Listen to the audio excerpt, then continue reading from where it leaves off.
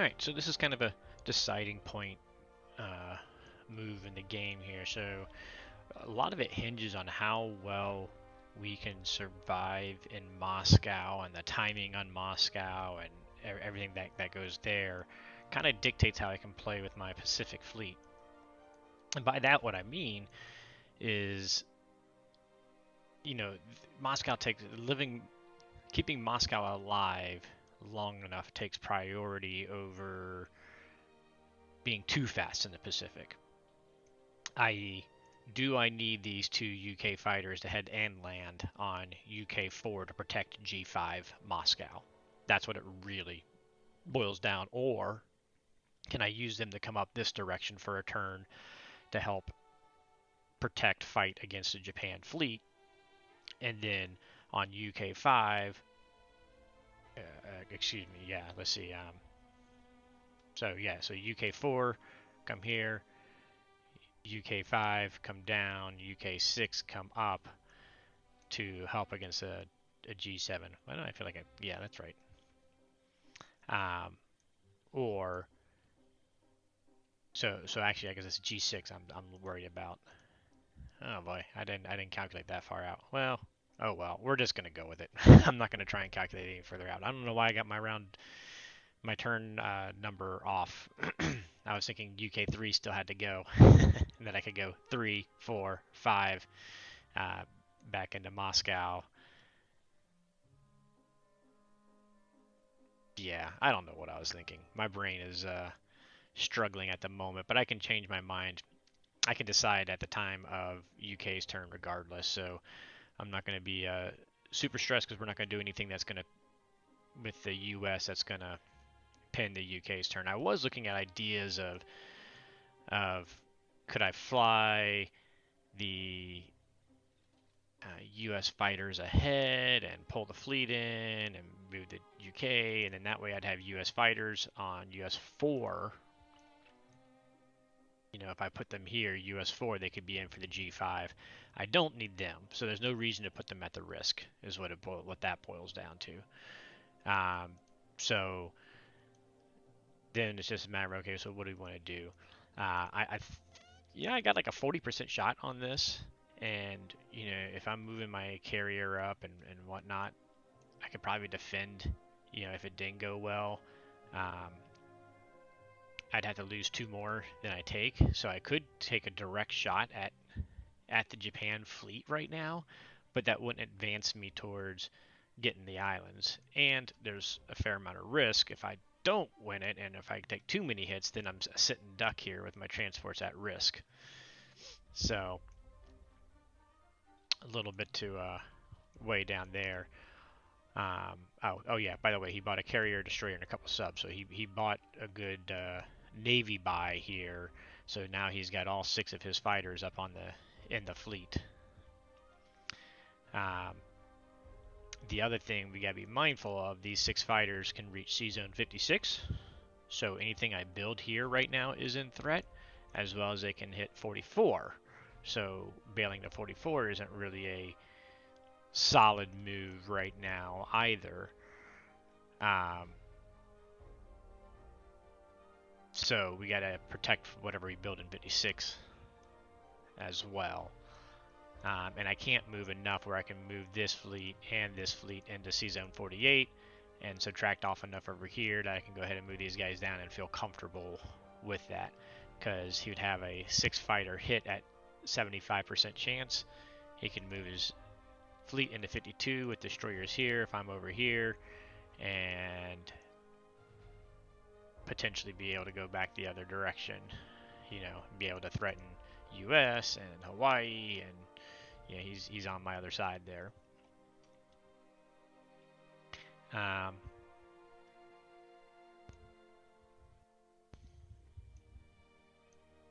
So yeah, we're just going to move the whole fleet over, and that'll give me the freedom to figure out UK's turn. I've lots of different ideas I'm playing with here, and I overthought it and had my wrong turn on UK, so all my thoughts before were going to waste. So I'm going to play conservative in the Pacific, which is very weird for me to say, but I am going to continue to try to hold Moscow up here. So, anyways, here we go. Let's just let's just play conservative. We're gonna buy a couple air.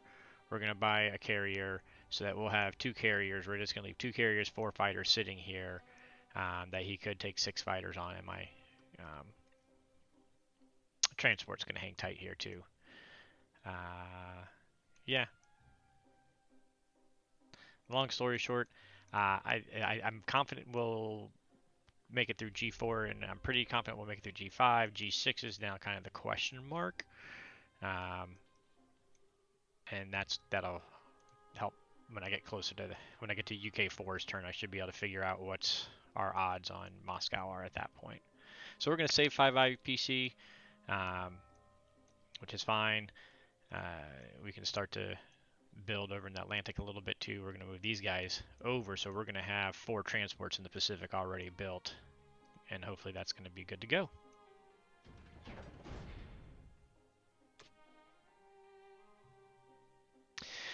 So the interesting thing that I considered was doing a 1-2 on the Philippines, right? Because, like I said, the Philippines is going to get really tough as he builds up here. So I was considering doing a 1-2 on the Philippines. Um, I'd have a 60% to clear. IPC is roughly equal, but of course, I'd be trashing um, some fighters, and I wouldn't be able to protect C-Zone 56 at the same time. So I think ultimately we're just going to let it go. Like I said, I'm bailing on my initial plan here, and I'm a little worried about being too conservative against a guy like Snake, because he'll punish you.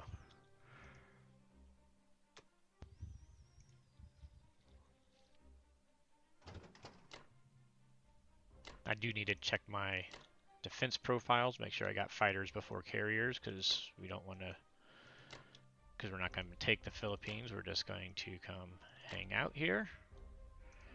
And this is a small thing. It gives me flexibility. I could go north if he goes south or something. Also, if something happens, at least on the mainland, and they can get picked up by transports over on this side. Small thing, not really a big deal there. Otherwise we're gonna keep everything there. So the good news is all 4 fighters I have here will have the reach of being able to reach C zones all the way to from 61 to 47. I can't reach 36, unfortunately, if he moves all the way to 36 and pressures that way, which I'm hoping I'll have enough 1-2 if he moves to 36 that I can take him out between US UK.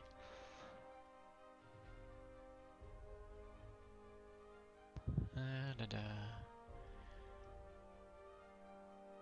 So I do want to make sure we got one staying there. These guys over. Again, just preparing in case he does a UK, or excuse me, a Japan launch into Alaska. We'll at least have 2 infantry, 4 fighters that could possibly attack there if that's what we decide to do. Oh, don't want to forget about these guys down here.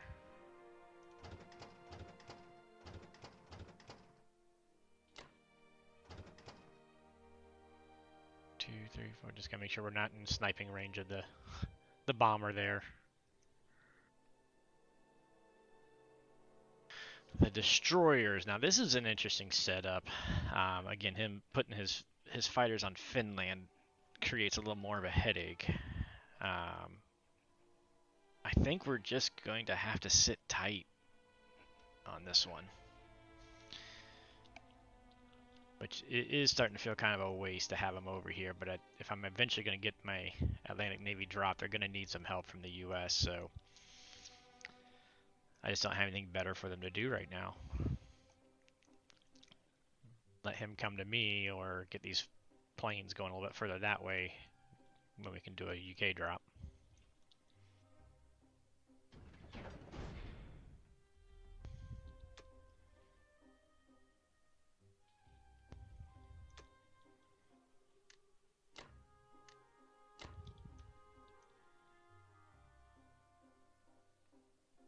Oh, wait. Let's check our defense profile. What do we got that set up as? Yep.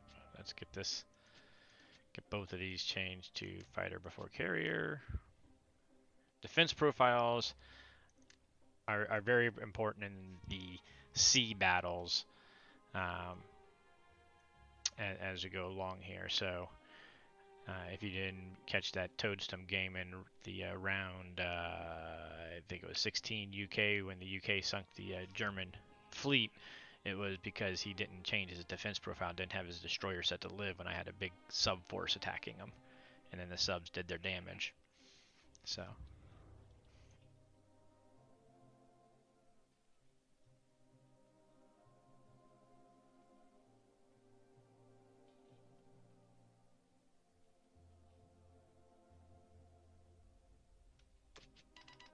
Okay, this is an easy purchase. Oh.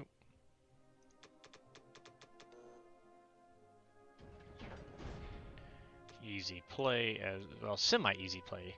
So we're gonna do. We got enough to spare, and I'm always a fan of taking out Japan ground units when I can. And we got room to spare right now.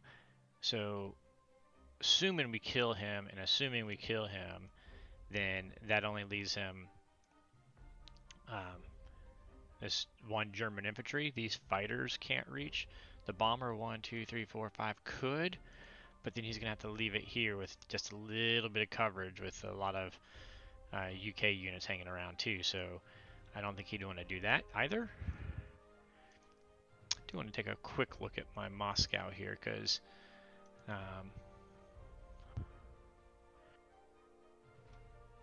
worst case scenario, he has 7, 2, he'll have 14 tanks, 5 fighters, and a bomber. We're building a couple guys, or we're building 8 guys.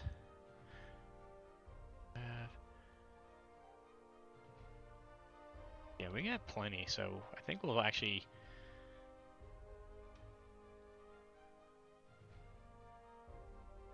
even send an extra guy just to kind of make sure we take that. Now, he can hit these guys and move up to Arch, so I'm not going to overstack Vologda here. But Novo, I think we can send an extra guy, and all he'll have is hopefully just his 1 infantry and 1 bomber that could attack there, and we can always pull those guys back in next turn.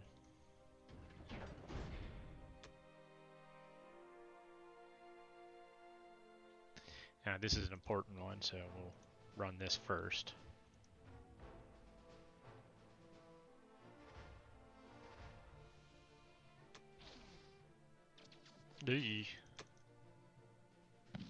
Okay, yeah. Okay, now that just went south of what was planned. Alright, well, either we take it cleanly or I'll retreat after the first time, and still 2 infantry versus 3 with the bomber, or even 2. Well, not really what I was hoping for there.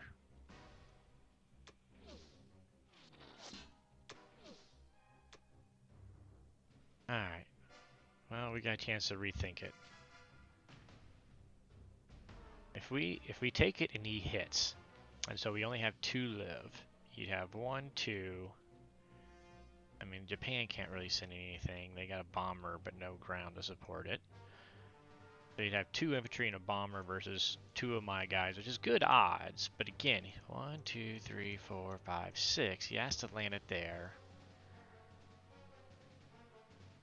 And the UK's got an infantry, a tank, all this air that could hit it. So I don't think he's going to want to do that. So let's go ahead and just continue it through. Might as well take it.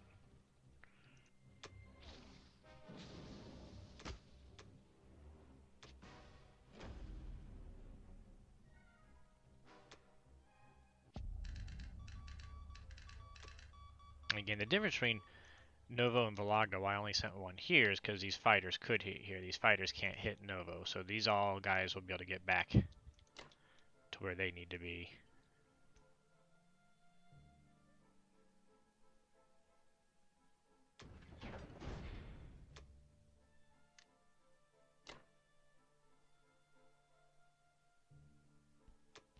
Alright, there we go. Okay, so the tanks continue to come. He's building 8 tanks, 1 infantry, 1 artillery. Nothing really spectacular. He took Caucasus, And Egypt, he blitzed through Egypt there. So yeah, that's where we're at now. Um,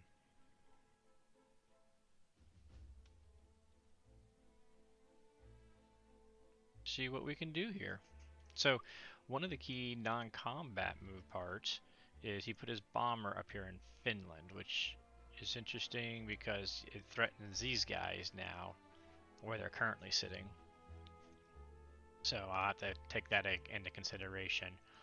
But more importantly to me is 1, 2, 3, 4, 5 to get to C zone 34. So as long as I take Egypt, C zone 34 is safe from his bomber. His fighter here can go 1, 2, 3. It's safe. From the Japan side, 1, 2, 3, 4, 5. It's safe from that bomber. And the fighters 1, 2, 3. They'd have to go 4. Carrier can't reach there, so I can take my transport to C Zone 34, or both my transports for that matter, to C Zone 34 at no risk. And that's going to come into play for protecting Egypt while still trying to push stuff this direction. So I did do some calculating for the G6 timing on Moscow, and it's going to be tight. But I feel like I just might be able to possibly just somewhat hold G6 and make him take it G7.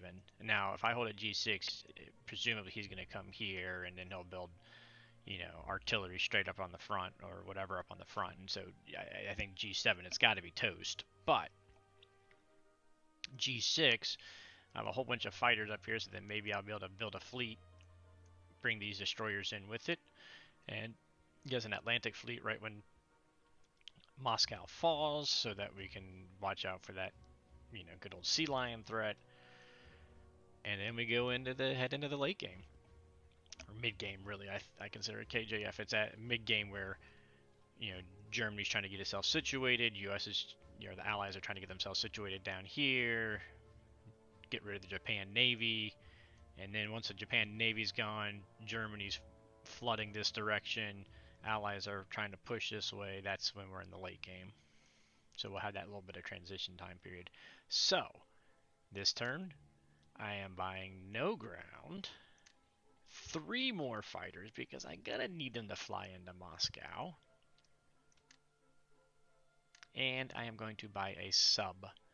So when it comes to dropping my fleet here, because he's got these subs sitting here, I'm gonna need some soak up points. So I can drop a sub. He's got no destroyer, so he can't hit my sub.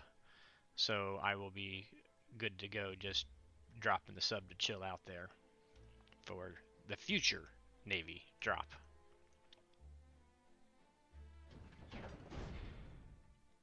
I do need to, while I'm thinking about it, we do want to make this, I have a special one, fighter before carrier submerge. I believe, let me double check, that's only submerge. Oh no, I don't want to submerge with fleet. Alright, so. Something you learned, if you edit a profile while you're in the game, it won't necessarily take effect. So what I need to do, I actually need to exit the game. We gotta come out here to edit our defensive profile.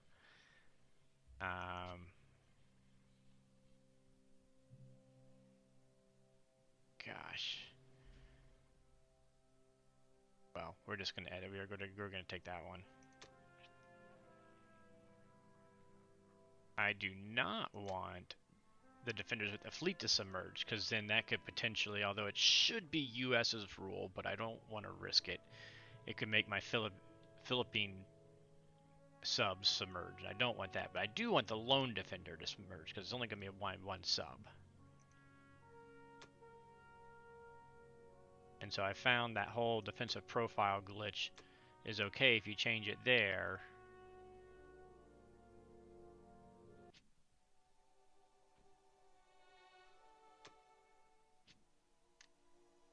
Change it off, and then change it back on, and it normally is okay, it seems to work that way.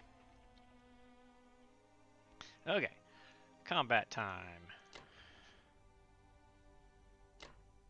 So I need, per my calculator, I'm glancing at it, to have 16 fighters be able to make it into Moscow on UK US turn 5. So we've got 4. We've got 5, 6, 7, 8, 9, 10, 11, 12 that I'm building this turn that could move in on 5. US can move these over, and these 4 fighters can fly up to meet this fleet, most likely in the Borneo Sea Zone. So, um, because of how thin I'm getting, again, these guys are going to be stuck kind of sitting still. I may have to use some destroyer blockers to protect myself from the Japan Navy and air, actually. So,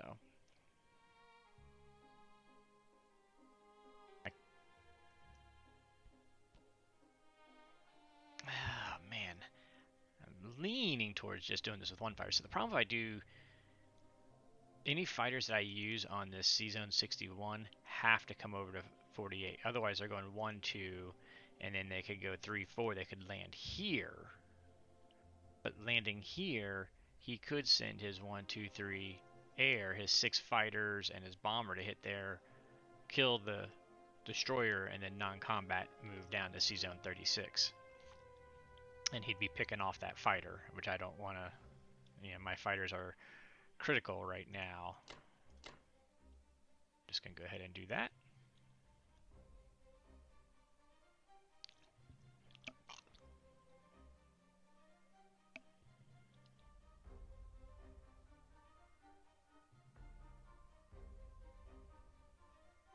Alright. I could just go just one fighter, and I'd be okay here, although it still gives him like a 35% shot on my fleet with my US transport sitting there. I'm not a big fan of that, allowing that to happen. Whereas 2 fighters would make me safe there. So I think I'm going to keep myself safe. Again, I'm going to pick off guys where I can. We're not going to make that mistake again.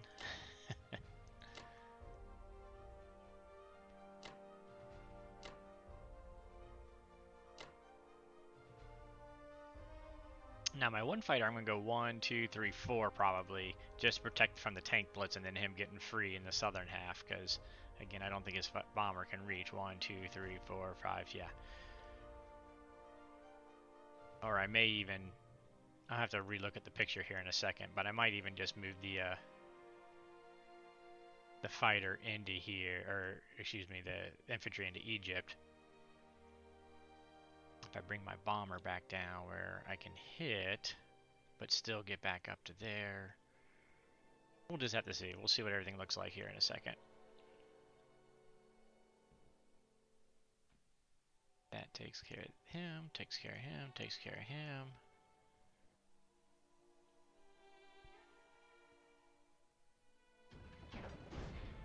So, you may ask why I don't just march in here and take Thailand for free and get those IPCs off the board now. I really like Thailand being in US's hands for dropping Navy into Sea Zone 36 when we get pinned into there with the Japan side.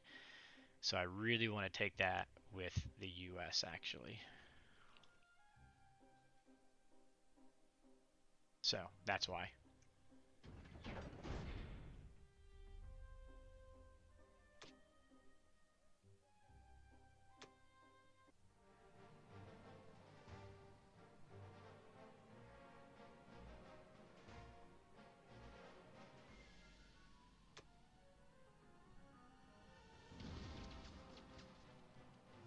See, I didn't need that second fighter.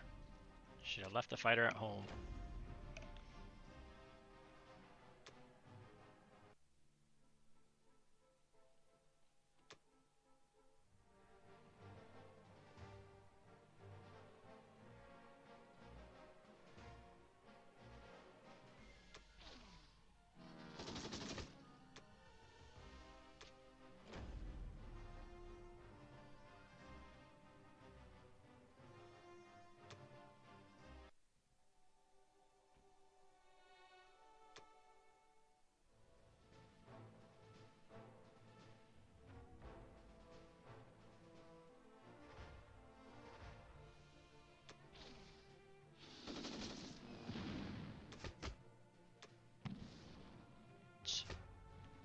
was hoping he wouldn't get it.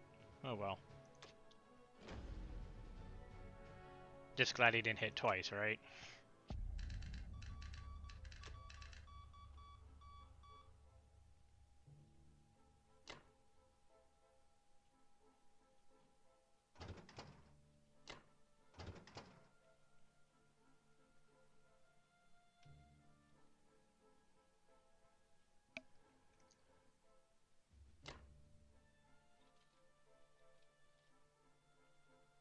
That'll allow my bomber to hit and be able to get back in.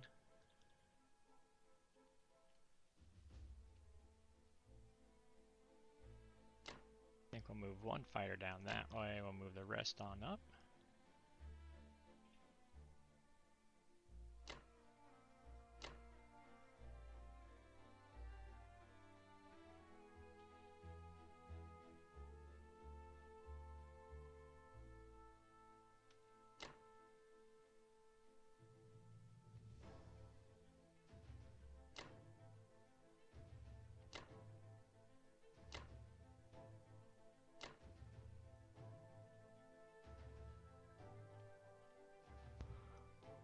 So, that should leave me 3 infantry, a tank, and a bomber.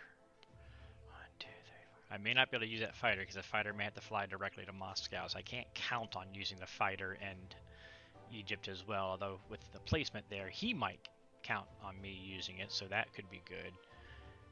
He's got, what, 2 infantry, and artillery, and a tank there, and we're saying we got 3 infantry, a tank, and a bomber. So I'm okay with that. I'm comfortable with that.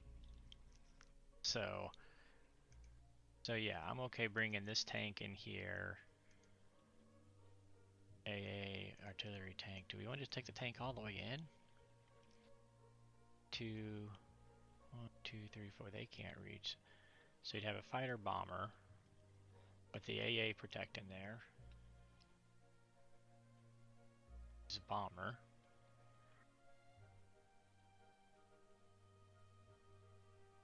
Why don't we just...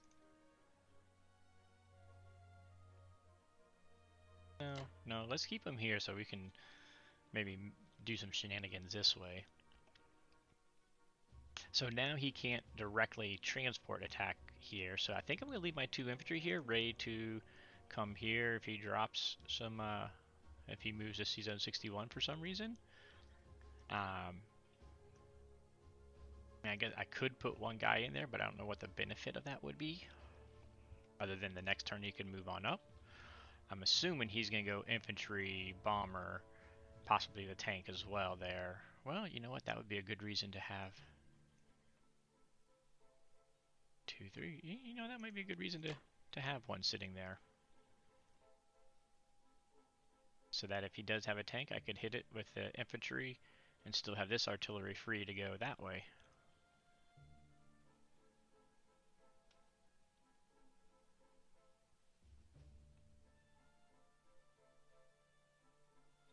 Now, I'll be honest. What I'm going to do before I hit finalize, what I need to do is double check what's it take to neutralize C-Zone 36 from him hitting a sub here and then moving everything down here. What do I need to be able to 1-2 punch here? Because I don't need all these fighters up in Russia this turn, so maybe I need some down here. So that's what I'm going to look at. So I may distribute some of those fighters back down to India just to protect C-Zone 36. But I'm going to do those calculations on my own. I'm not going to keep the recording going. Alright, so he bought a factory for the Philippines, which is going to be a major pain in the butt as we go along, and then 6 infantry for Tokyo. Moved down to 36, which was my slight concern, my fear. I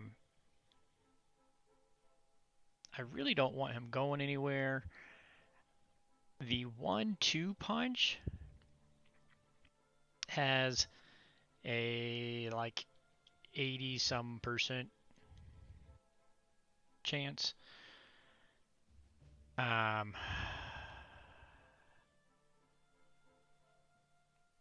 3, 4, okay.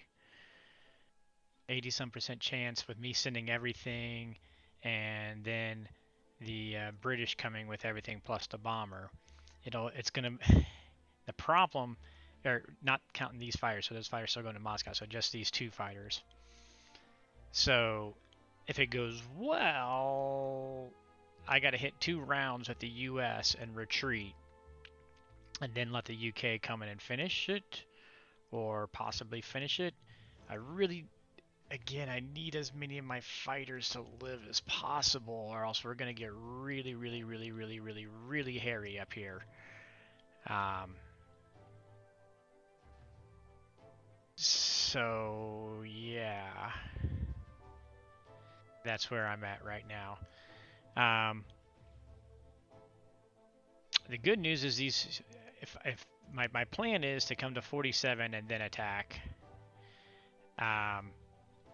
Although now that I think about that, if I do that, he could build a destroyer here and build more units back up this way, right? And that would block me.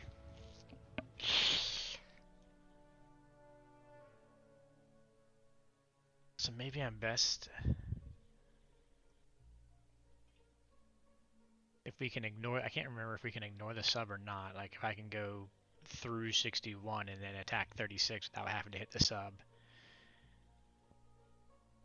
Because that would be a little better, because then I can fly these fighters over and then they can jump even into Moscow the following turn. I can't remember if you, I don't know if you can do that or not. If not, then I might be best just sitting where I'm at so that I don't go down here. I'm not gonna take the 1 infantry versus 1 infantry attack. So we're not gonna take Borneo this turn either, which really stinks. But if we go well and we kill this, then on US5 we'll take Borneo and Thailand.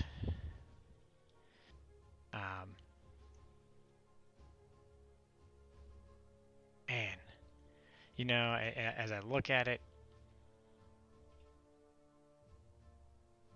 I could have the US take on here and just get a factory going up here, because he's got no Japanese troops, and Germany's got a while till they get there.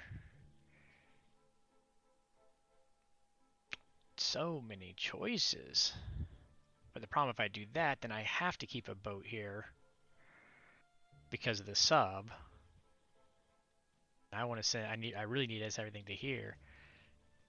My oh my. Decisions, decisions, decisions. Well, any case, I'm going to go ahead and build 4 more fighters, because as I always say, you know, you're better off with if you got the carriers to hold them, you're better off building fighters. And I plan on sending these fighters into Moscow, whatever lives going into Moscow. So I got 4 more fighter possibility, plus those 4 fighters I built, we'll be able to hit C-Zone 48 right off the bat, as well as 60 and 62 as long as a carrier survives. So although I'm probably gonna have to ditch the carrier first in my, well, I am gonna have to ditch the carrier most likely.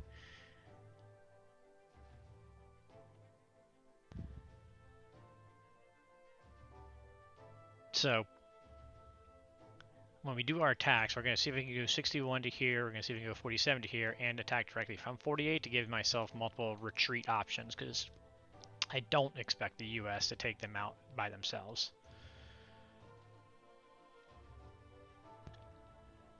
This really is going to get closer to comfort than I would like in Moscow. We may end up having to bail on Moscow for his G6 and not try to hold it against G6. Oy. Alright, well, we're going to build 4 fighters, and that's all we're going to save for whatever we need them for next time. This is the dice moment. Another big dice moment, guys. That's when you play KJF, you live. Nope, nope. I don't want you doing that.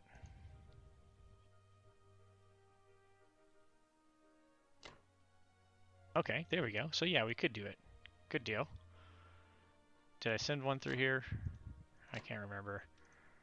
And then make sure we send from there.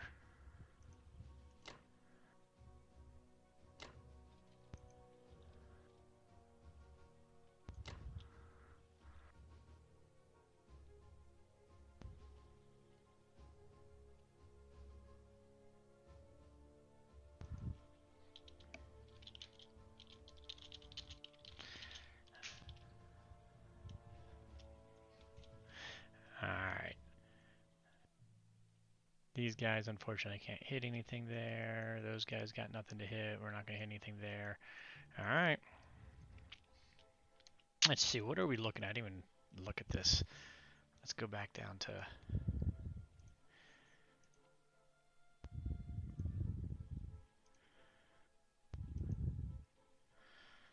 I want to do a calculation real quick. So, yeah, we need to get them down to battleship and carriers. Even if it's battleship and 3 carriers, I'll be okay with that. If he gets down to battleship and fighters, I'll be okay with that. I'll just retreat. But we gotta clear out all the other junk out of there.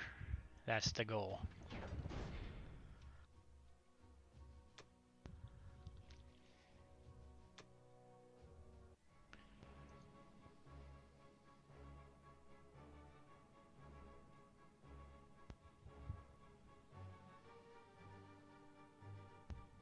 Come on, let's get about 6 hits. That's not good.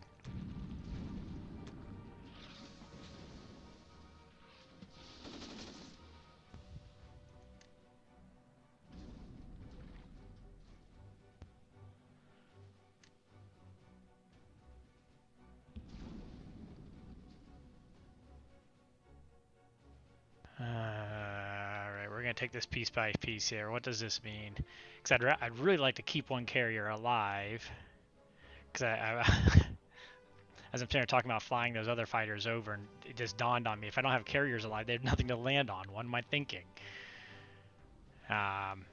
So, let's see. We don't know if he's taking fighters or carriers yet, so that's a unknown. He won't have any destroyers or his sub left. He's got a damaged one. What do I got? I got... Oh, wait, what am I doing? Let's make sure we... I'm like, wait a second.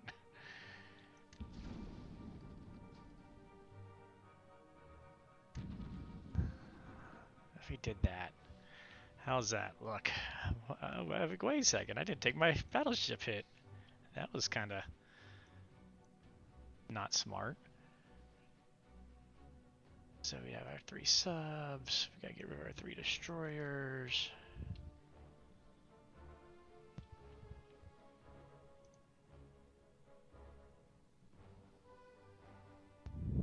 So he's likely to get, with a cruiser, a battleship, 6 fighters, 3 carriers, he's likely to get 6 hits back.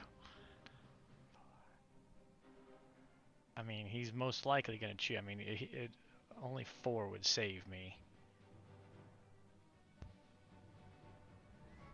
I mean, what are the chances of him only getting 4 hits, I wonder?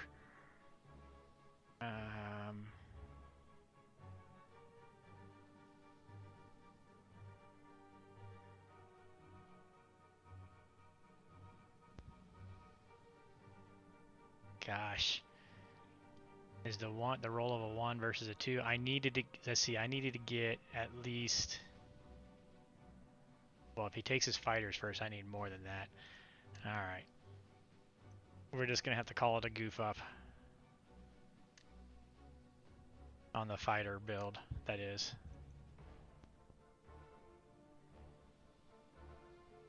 Okay, why can't I not take... Alright, let's try this again. 1 hit here.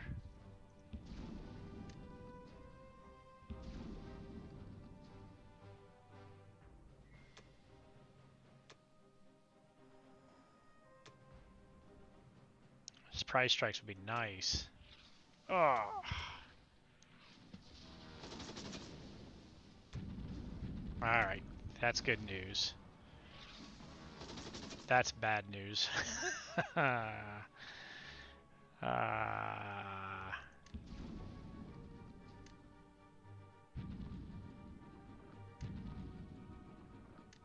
Well, Moscow is officially screwed.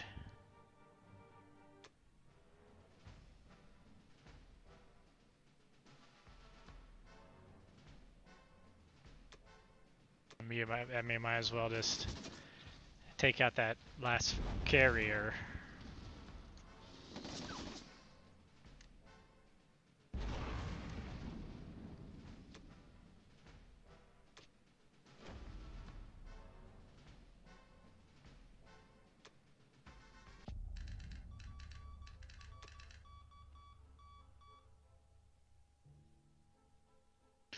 Good news is we can retreat him on back and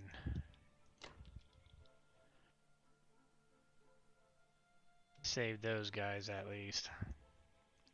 Let's see. Bomber can go 1, 2, 3, 4. He can't land anywhere.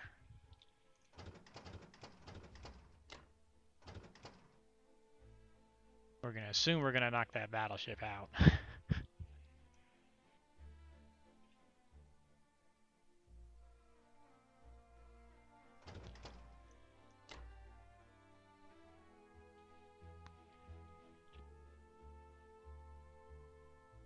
But that's bad news because, yeah, Moscow's going now.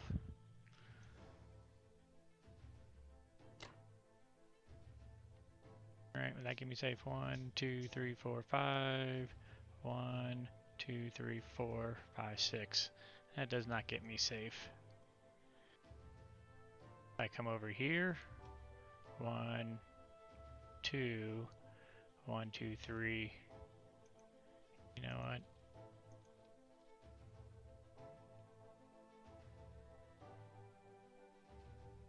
If he wants to send a bomber after my 2 destroyers, I'll let him.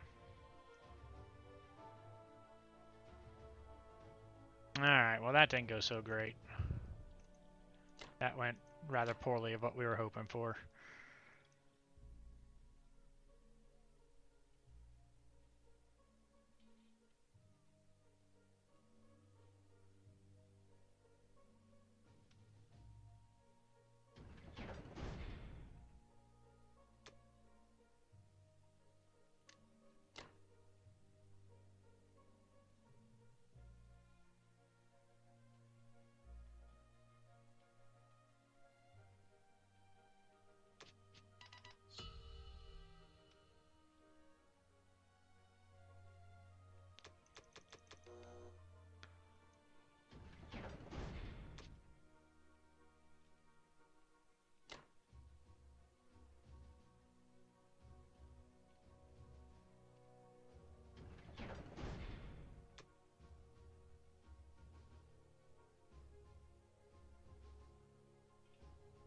That gives me my 15 for next turn as well, so that's good.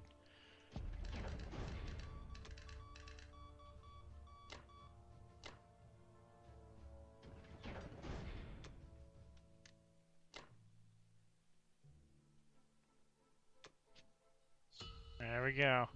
Not what we wanted. So Moscow's going to go in 6 if he really, really wants it. Alright, so Germany's buy was 9 tanks. Nothing really unexpected other than he did stack Egypt. Everything else was kind of going forward. But what that does mean, after all my stressing about and worrying about it, I should be able to hold G6. And I can even use 1 fighter extra to either hit Egypt or C-Zone 36 and not send it into Moscow. I still can't drop a fleet. I was considering, you know, what if I could drop a fleet over here. I still don't feel like I can do that quite yet. Let's see, we could have, well, could we? I mean, it would be risky, but it'd also be risky for him. As I look at it a little bit closer. Decisions, decisions, decisions.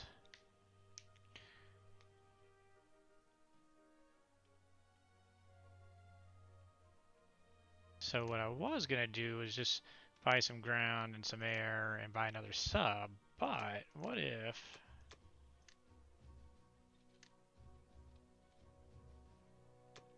we We did one less ground. We need a carrier, 2 destroyers. So that give me a sub, 4 destroyers, a loaded carrier. He's got 5 fighters, 2 subs, and a bomber that could hit it.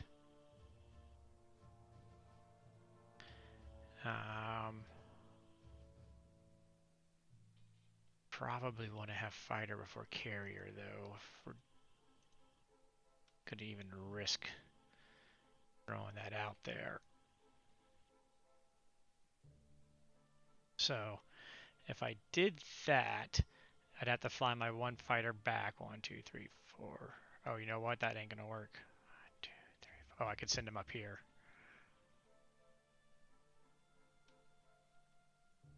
So if I did that, I'd be losing 1 fighter for,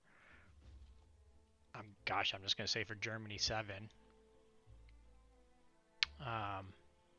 But he would be probably losing on average 4 units for attacking.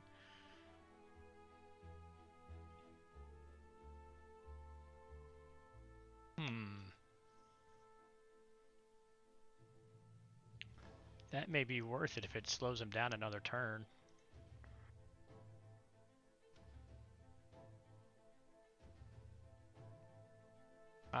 Okay, so I wasn't thinking about that.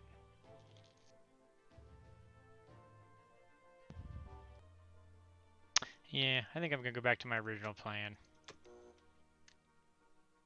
Because I don't think it would still, I don't think it would stop anything per se. I'm not gonna worry about artilleries because I don't need offensive, I just need defensive stuff.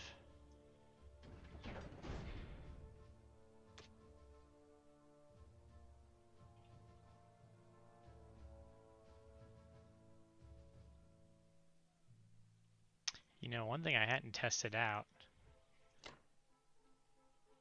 Let's see what his defensive profile says. Maybe he only has him submerging alone and not submerging with the fleet. I got nothing else to do with the guy with the sub, so why not? So the question becomes,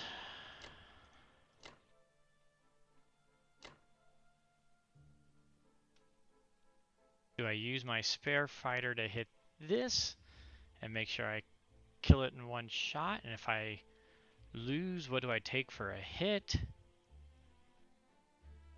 Well, I mean, I'm going to take a hit. And I'm just going to go 1, 2, I'm just going to bring the fighters on in and let I'll take the carrier as a hit because he'll have the sub fighter bomber that I'm not going to be able to protect with anything else during his turn, so. Alright.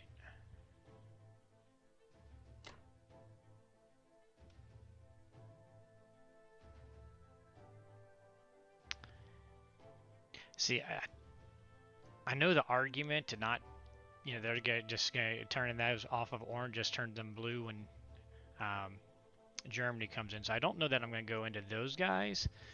But these guys, as long as Tokyo's alive, even if Germany comes in and liberates them, it's only going to make them back to Japan. So I don't think I'm going to turn around and have him take any of the China lands. So we'll just bring him. Actually, we don't need to combat move him at all, right? Actually, you know what? Why am I doing this?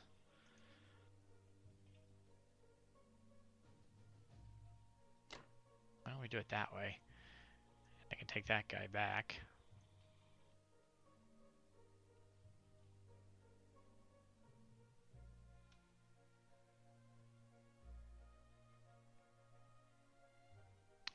Alright, so back to this dilemma.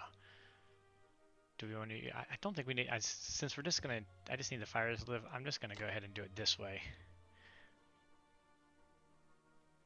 And we're still going to have my 11 fighters sitting up here. So I double check myself. So we're going to have 35. We'll have 2 artilleries, 3 tanks, 11 fighters. We'll be sitting pretty good.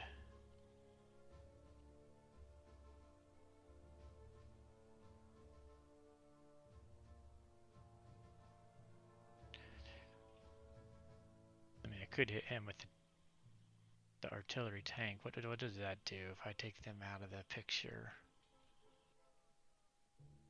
Since we're not going to make it to the next round, might as well just see what it looks like. Yeah, you know what?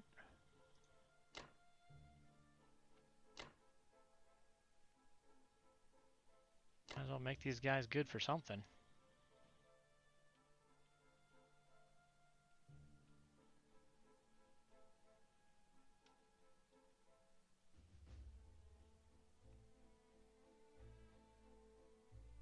Well, let's look at this a little closer. What if he blitzed the tank through here, hit both of these? All he can hit is the infantry, and he'd have to use his fighters, or 1, 2, 3, 4. Well, the bomber could get to safety, so.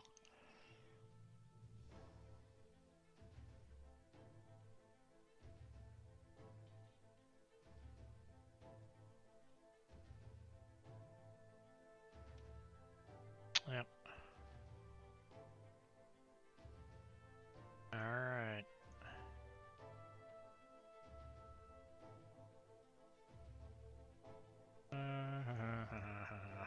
Alright.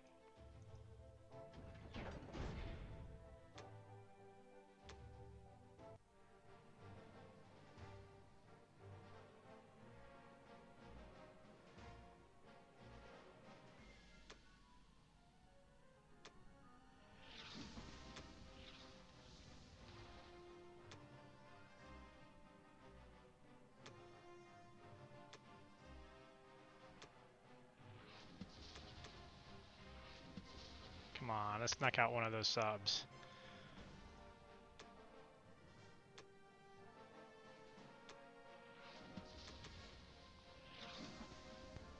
This may take a while, folks.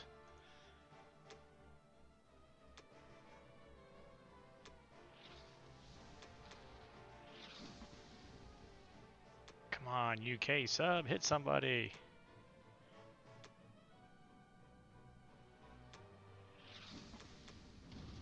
Ah!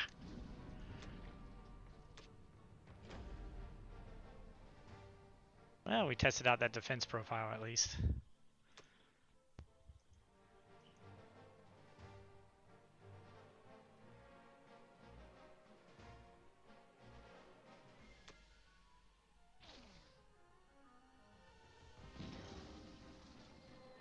Oy! You only got one back, so that's okay.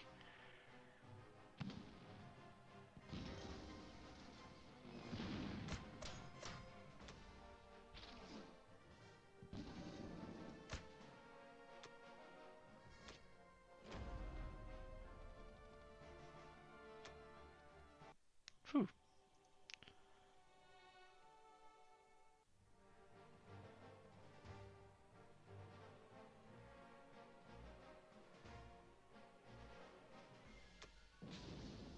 Yep.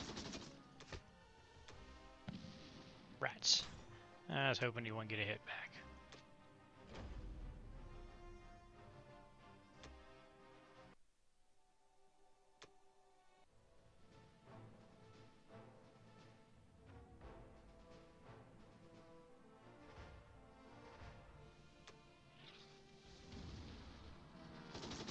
Alright, good deal. It's hard to sacrifice the carrier, right? But you know the carrier's going to die anyway, so... Or maybe it wouldn't have died now. Well, I mean, you got the sub. If I took out the destroyer, it would have been the sub, and maybe I could took a fighter out, I guess. I don't know. Anyways, we're not going to worry about it.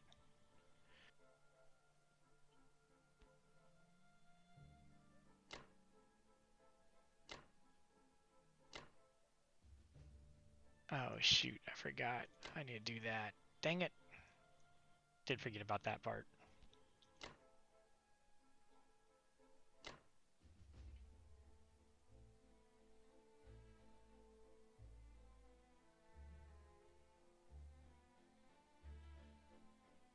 Oh, let's keep them all separate so he doesn't airstrike me.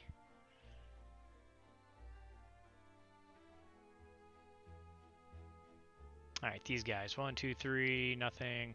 1, 2, 3, 4, 5, 6. He can hit. So we need to pull these guys back. Is he here safe? 1, 2, 3, 4. That should be safe there.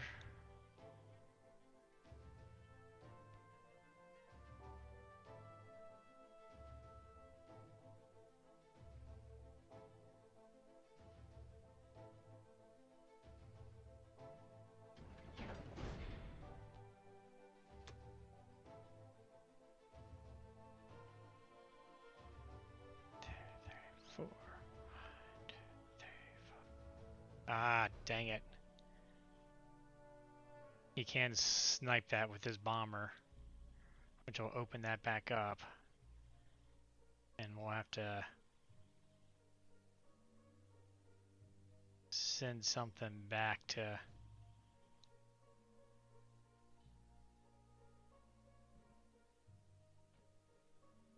We'll have to send a tank back to defend it. Darn it. Block it.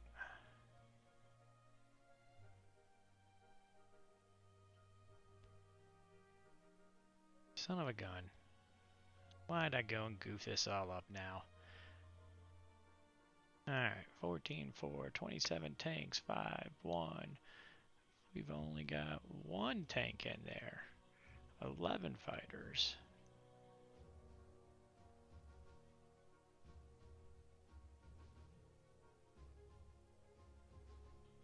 Yep, we're gonna have to trash a Russian tank. It's just not, I mean, I could put them there, but his bomber's got nothing to do except for go pick that guy off. 1, 2, 3, 4, 5. Land in there, 6.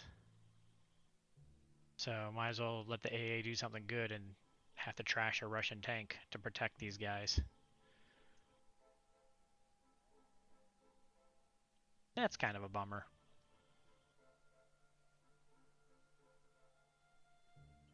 I didn't protect that tank either, now that I think about it. I was not thinking. I am not doing my best on this game. I'm making some stupid moves here. Alright, well, it is what it is.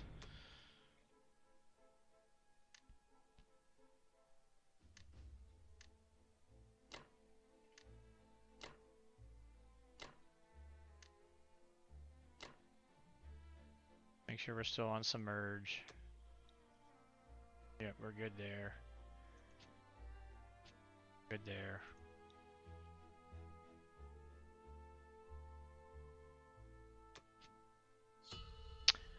Not smart.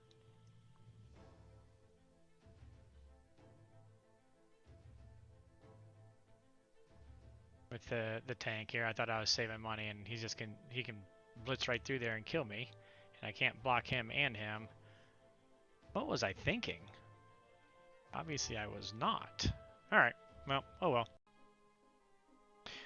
All right, so we got to make up for a few of my goofs here. Um, probably part of my problem is that we're playing this game kind of quick, and I don't play games quick very well at all. I should just step away. But anyways, Japan built 4 subs, 2 infantry. As expected, he killed the 36 destroyer, lost his sub. He went for here, lost 1 infantry for 1 infantry. So, can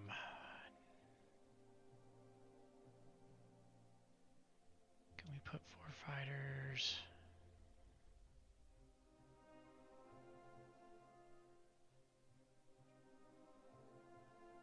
What that looks like. I didn't look at this. So what if we did... We've got 1 infantry, 4 fighters. We moved the 1 UK up, 1 guy here. He wouldn't be able to hit me with anything but air. He would have 5 air, 5 fighters, and a bomber. Who's that in courage? I actually think I like that. The main reason being that takes his guys off the his air off the map here. It's profitable for me, plus he's going to want to use air to kill my transports that I'm going to sacrifice out there. Well, actually, never mind. He can use his subs to kill them. So he'll use his subs to kill those guys. But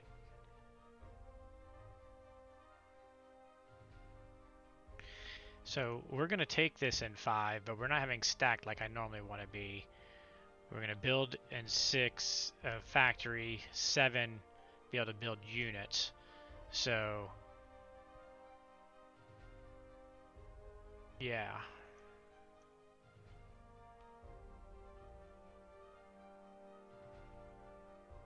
We're going to be in trouble because he'll be able to build here.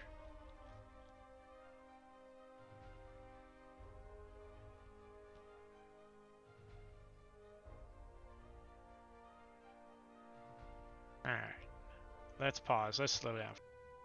Yeah, so unfortunately we're being way too slow. He played me well here. Well, the dice didn't do well for me on 36. That was trouble, but that's what happens when you do a KJF.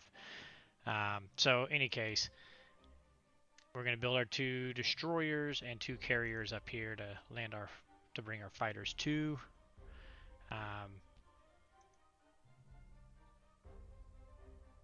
I haven't really decided what I'm going to do with these guys yet. Oh, how many we got? We got 3 infantry there.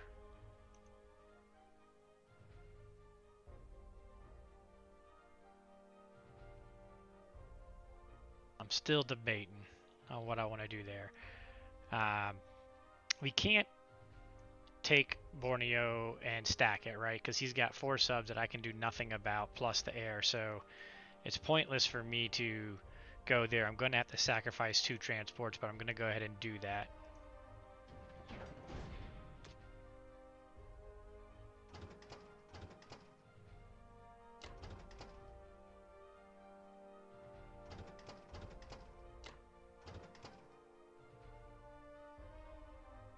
What I do with this, I'm not really sure. I don't want to use the air here because I'm thinking about throwing the air into Yunnan and non-Yunnan. I'm still trying to figure that one out. But anyways, and make him use his air against it.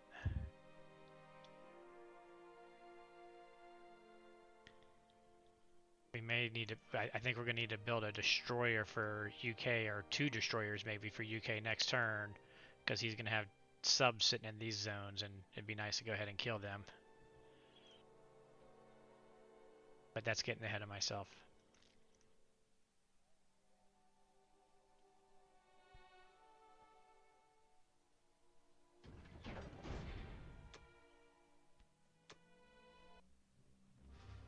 It is important that we win and take this here.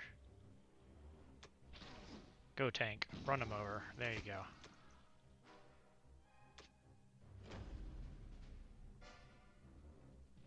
The infantry living's a nice little bonus.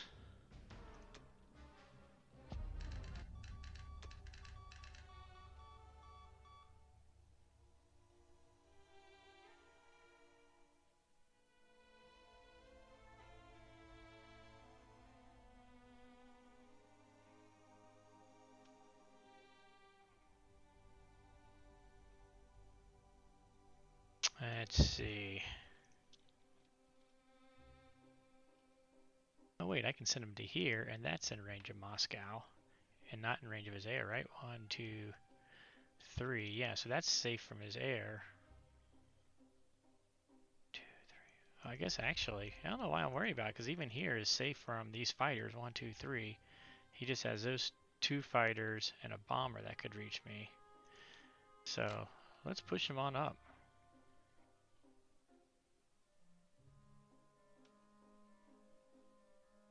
Here it lets him target these zones as well, so he can only build subs, and here hopefully. We need to get these carriers somewhere safe though. Just hanging out here isn't going to do me any good, so.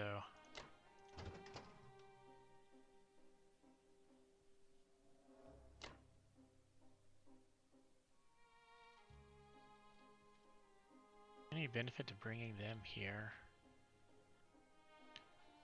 One, two, three. Other than they can go there next turn. One, two, three. There is a little bit of benefit, so.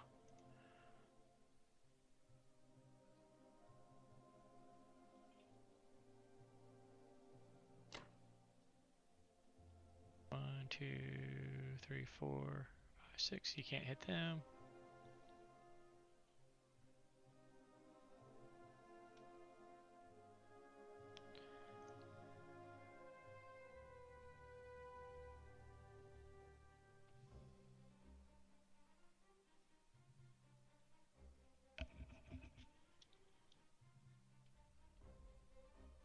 Mm.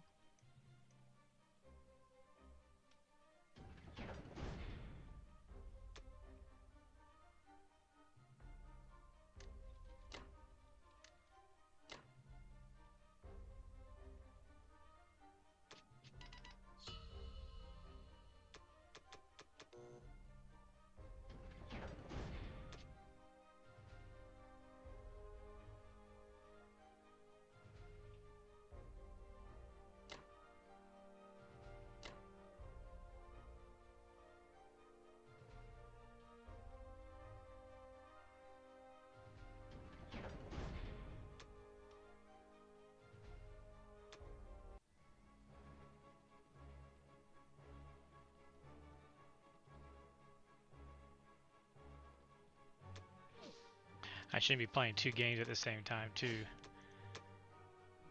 Which is what I'm doing right now. Rats. Sure would have been nice to take that one.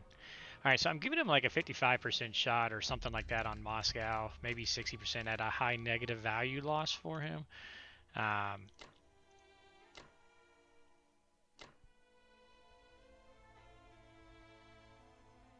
I mean, I don't even know if it's necessarily worth throwing the infantry in there to save the UK tank. Maybe it's not even worth saving the UK tank. Maybe I should just let him. But no, we're going to do that. We're going to make him make decisions. I'm not playing my best game. I apologize, but we'll just see it and let it go.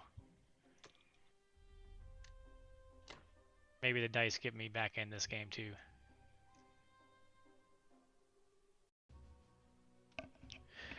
All right, so like I said, Snake is definitely one to mix it up, and I think this was a fantastic move by him as German, to be frankly honest. So he bought 10 infantry, a bomber, and 2 subs, which may raise question marks, except for the fact that, again, these 2 subs makes it more and more difficult that I'm going to be able to put anything here, and more difficult to prevent the sea lion, and, you know, just more and more there. And then he went ahead and blitzed his tanks down to here, moved his guys down to here, and built the 4 infantry and an AA gun here in Caucasus, which I can't really do the tank and 9 fighters against it. I mean, I could, I suppose, but I really think that is more negative than positive. I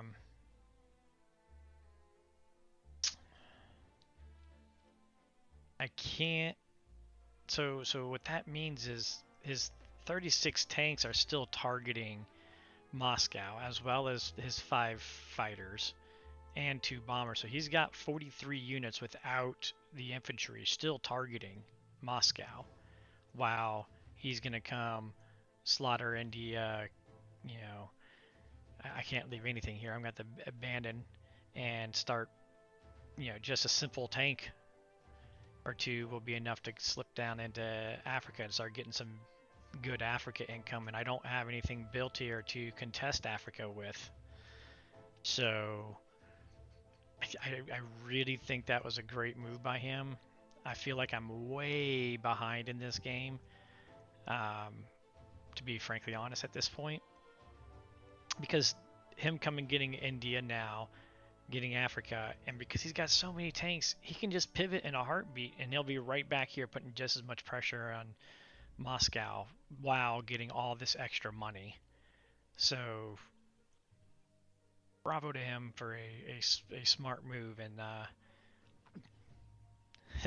this is where that tank rush is going to become painful. These 36 tanks can get all over the map very quickly. So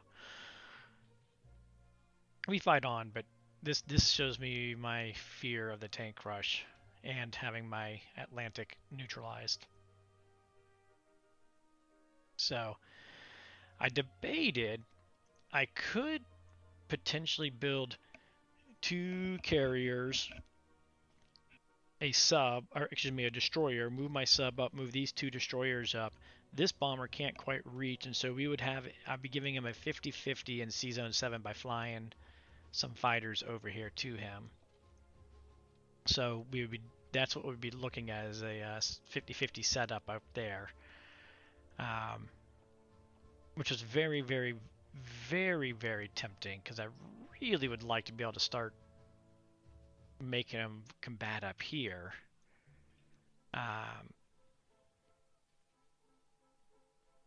But at the same time, this is the last time I'm going to be able to build in India, and the Pacific's a disaster as well for me right now. And since I'm going to lose there, I really do want to go ahead and get a factory built here. So I've decided I'm going to build a factory. I'm going to build a carrier destroyer here because of these subs, so that I can be able to attack back at them and hopefully get the Japan sea zones neutralized again sooner than later. But yeah, kind of tough, kind of tough. You know, in hindsight, maybe I should have gone subs here, so I could have come straight over. I don't know. I mean, he just had to build a destroyer this time. Anyways, good play, good play. And so yeah, so we're gonna buy a destroyer and a carrier, and then a factory down here for DEI.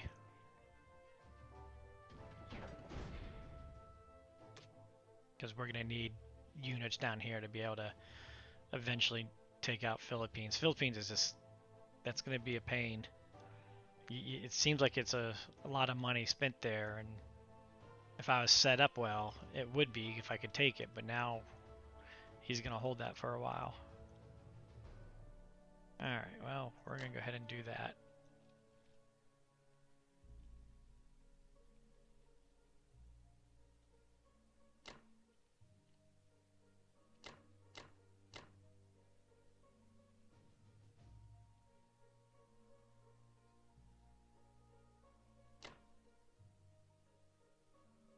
And I'm doing that because I'm still gotta be defensive in my whole thing here.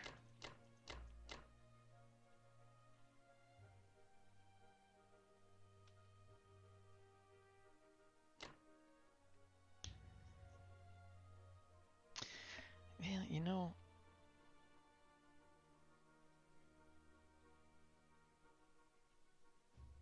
maybe hitting Caucasus with UK isn't a bad idea. As I say, I got a ton of air that I could be using on it. Right? We got 4 fighters.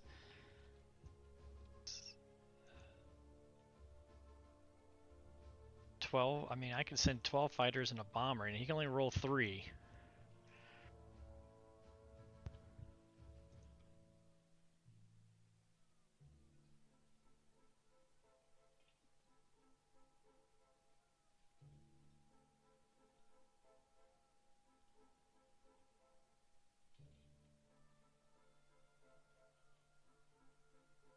I mean, presumably I wipe it out. They'll hit my tank, a plane, and maybe a second plane.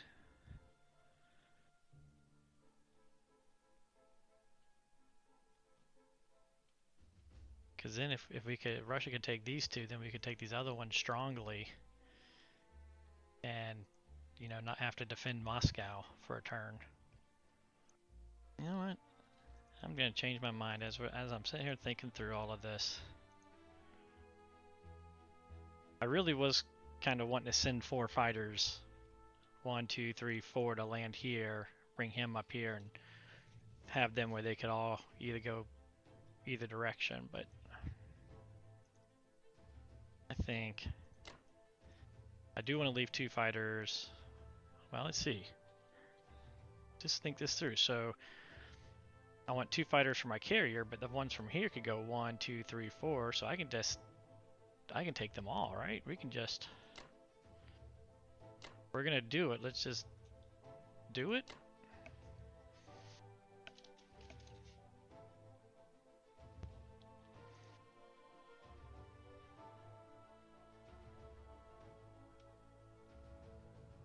I mean, certainly that makes sure that we just take it all in one shot. Worst case scenario, I take the bomber for a hit because, I mean, the reality is UK is getting ready to go all defensive. I mean, we are on a major defensive, so yeah, I think we're going to do that instead.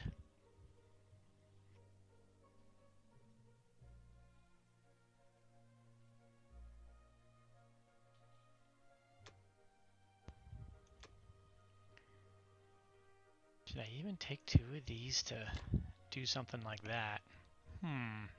See, I should have thought this through more. Now I'm changing my mind in mid-turn.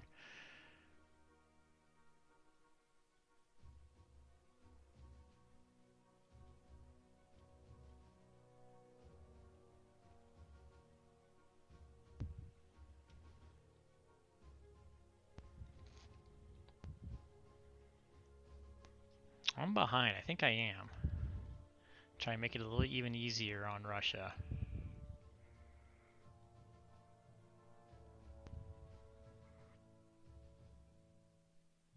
Alright. That's it.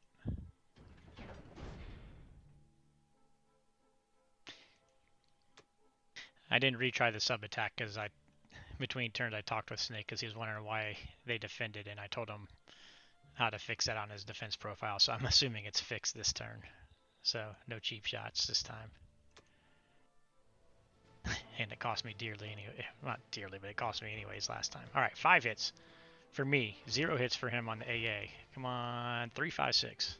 3, 5, 6. 3, 5, 6. All right, thank heavens. All right, 5 hits.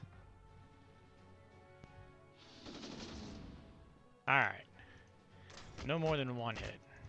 0 hits would be great. Oh, wow. Okay. That was nice. I will celebrate that one. That was definitely worth a celebration.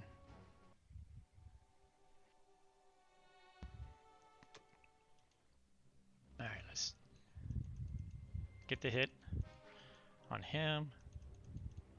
Have him whiff. Good deal. Rats. So we did lose 1 fighter in it. Alright, well, I'm okay because I didn't lose anything in Caucasus when I thought I would. And the fact that that's going to make it easier for Russia to win this and then go heavy with ground into here, put 1 here, and then we'll be safe. You know, we'll be able to blitz our tank. We'll be able to do a lot to get a lot of Russian income back. Alright, we do need 2 guys to come down here. The rest of these guys coming on up here, I think.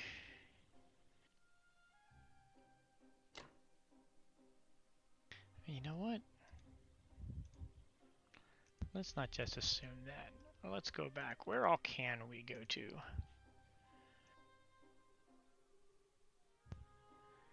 Can anybody reach here? How many can... Well, first off, we need the 2 here. Throw as many that way as we can. And then the rest can go in here. Now, in doing this, I've got to take this guy with Russia, so I got to go kind of heavy here to make sure we take that and put a guy in there.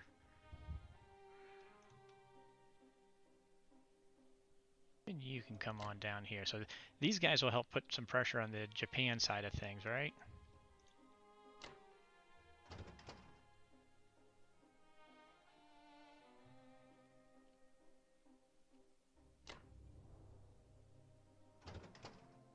So we're going to go ahead and... Well, I guess we don't have to load them up. Could we potentially take him back?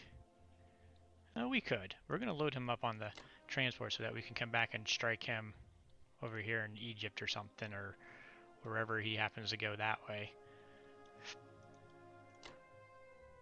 Gonna block his tank rush. Although I don't... Make him use his Japan units, I guess, is the better way to say that. Not really block the tank rush, because we don't need to block the tank rush.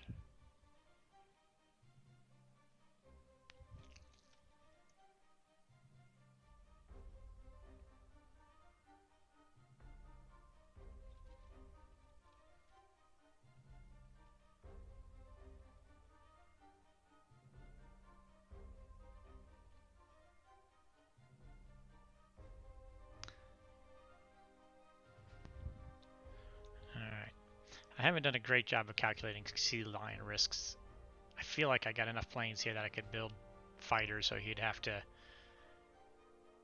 at least put 2 boats down, which normally is safe.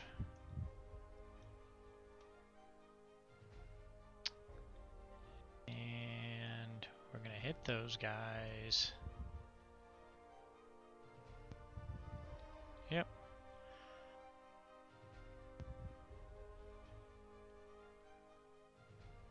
Do we want to bring him on down here? Is there any benefit to this at this point? I don't think there is. We're just going to leave him hanging out up here.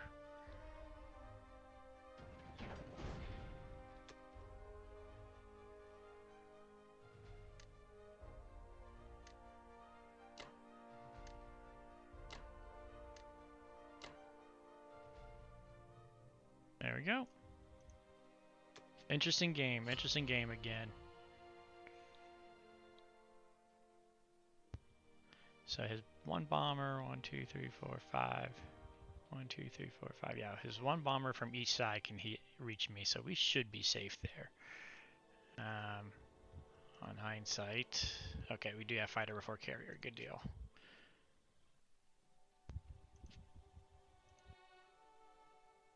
Alright. There we go. Alright, so here we go. Japan, they bought 10 infantry. Again, this is going to be such a painful act. I still got several turns until I can get to it. The good news is, because he's doing this, he's also got to do this as well. But I probably wouldn't have bought the 7 infantry yet if I was him. I would have bought more air or subs or whatever. I mean, I've got these zones, mostly dead zones, because of my 8 and 5 and 1, you know, all these fighters hanging around. But still.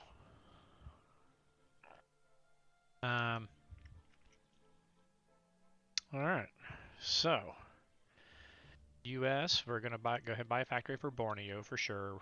We're going to hold off on buying one for Thailand because, I mean, Germany's just going to bulldoze right on through here if they want to. And this is going to be, I mean, this is just going to be tough. I ain't going to lie.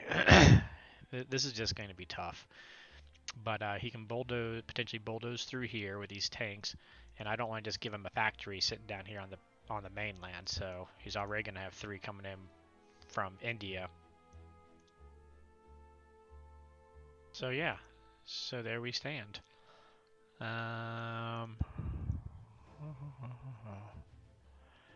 He can't blitz through there at least, so...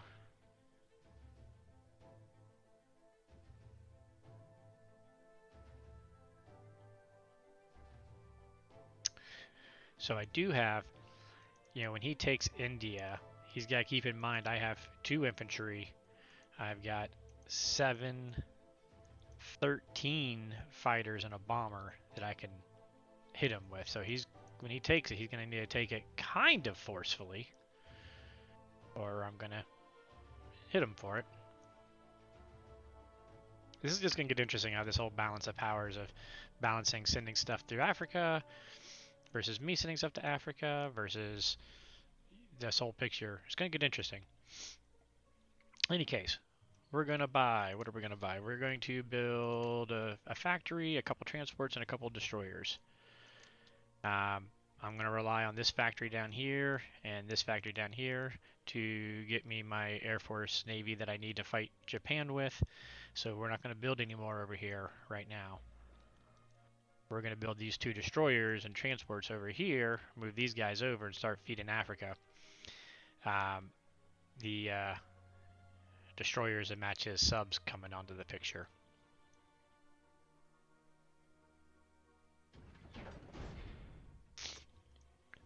Now, if I can take the Solomons, then all he has is 2 subs and a bomber that can reach C-Zone 44, which is where I need to get to. The 5 fighters, 1, 2, 3, can't unless they can land in the Solomons. I've got my 3 infantry here. Unfortunately, I have no air, so I'm going to have to use both my transports to try and take that. And oh my goodness, I really need that to happen. If it doesn't, then I'm going to have to fly my fighters out to here, which then opens up him pivoting back towards Moscow. Whereas I want to fly these fighters on into here, have my 8 US fighters sitting here where they can pivot to wherever needed.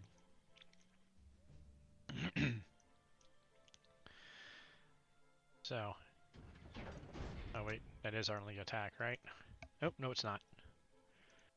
I want to do that. Is it worth hitting this guy to preserve the 1 JK, or the 1 UK JK? Just kidding. Unit. I think it might be.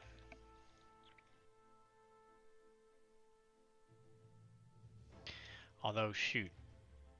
1, 2, 3, 4. I need them to be able to back up to come out here, so I need at least 5 fighters to be able to come out here if things go south. So, nope, I think I'm just going to let them be. No risking things elsewise other than this.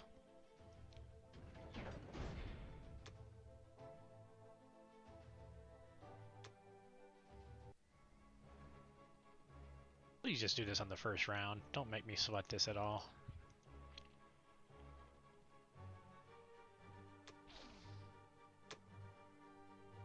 Ah, crap.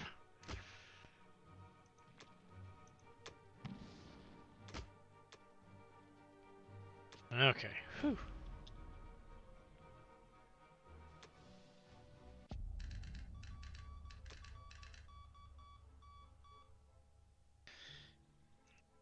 So, we got 2 subs and a bomber versus these 4. Do I need more than that? Let's see. Bomber, 2 subs. That's what, an attack of 6, 12, 14 versus 16. That's a little tight. I think we're going to send at least one of these guys back. Now, is there added benefit if I come out this way? If I go here, then I definitely got to build a destroyer. And 1, 2, 3.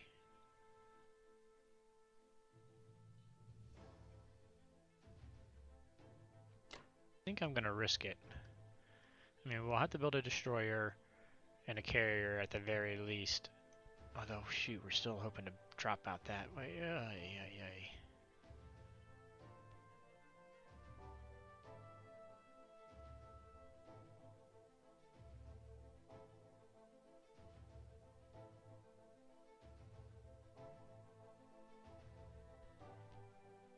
I still like it. I'm going to do it. This may be dumb because I have to build it. I have to have enough here.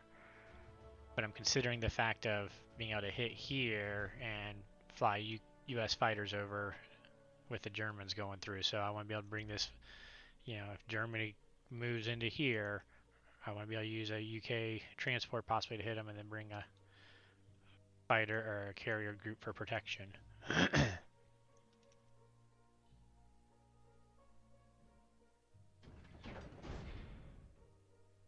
Oh, Oops.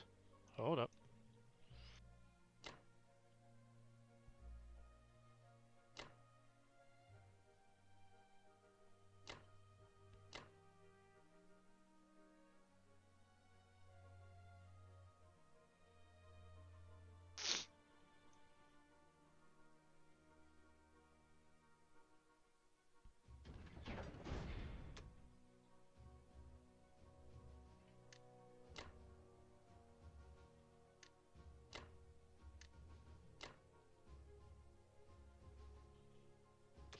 Good news is his Japan income is getting kind of limited here, so right?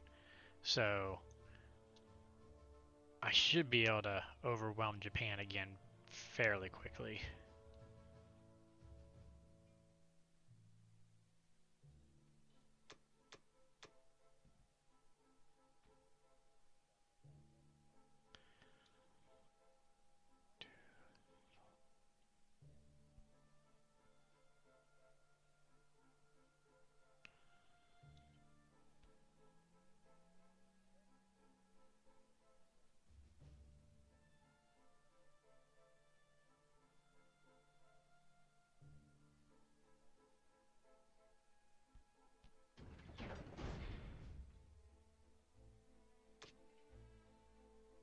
Okay, we gotta put one there to block those tanks.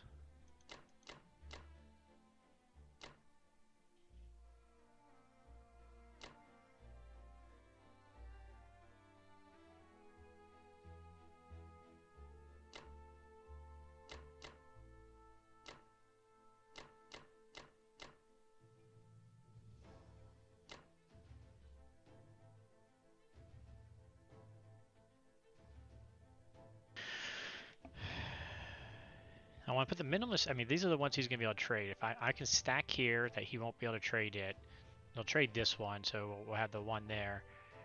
And we want to have enough back here just to make sure that we win. Um, you know what? I think we can.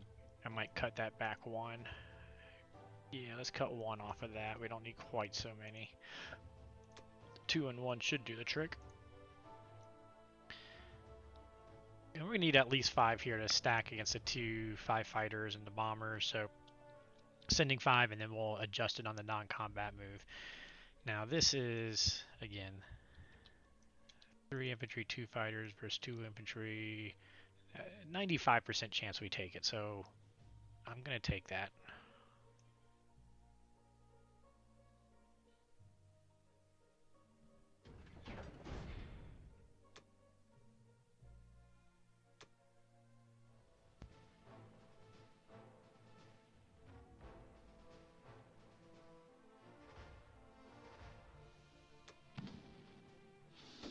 There you go. Good job, fighters.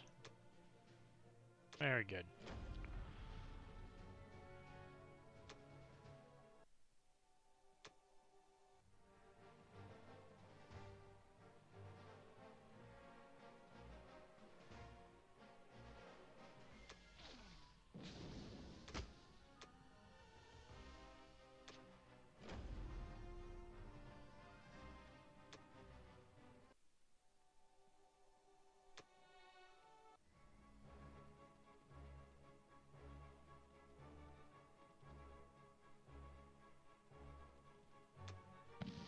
There we go. Good.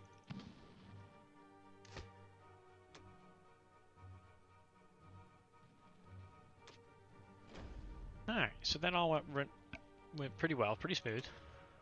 Of course, that Caucasus hit was a huge bonus there.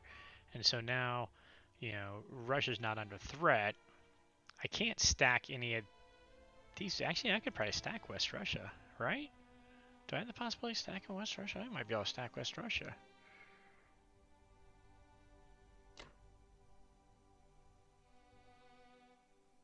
Alright, we're going to pause for a second here. Alright, so yeah, we're going to make him have to really commit to these if he really wants to take one of these out.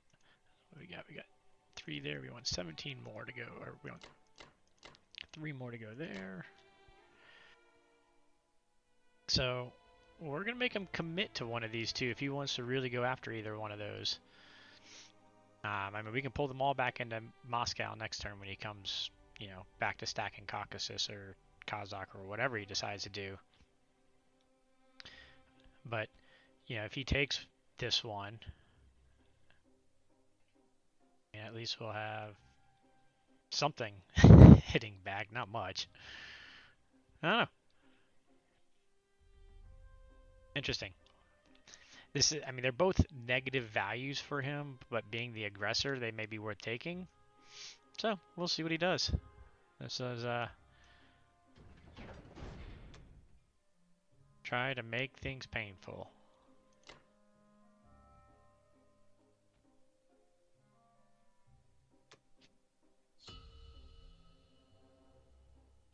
I mean, he's got to respect them, right? Because of the pressure on Karelia as well. We'll see. It wasn't part of my original plan, but I decided, what the heck? Why not? Because this is a big stack of guys that can start pushing him this way if he doesn't respect and get back. And get back. All right, there we go. All right, so here we go.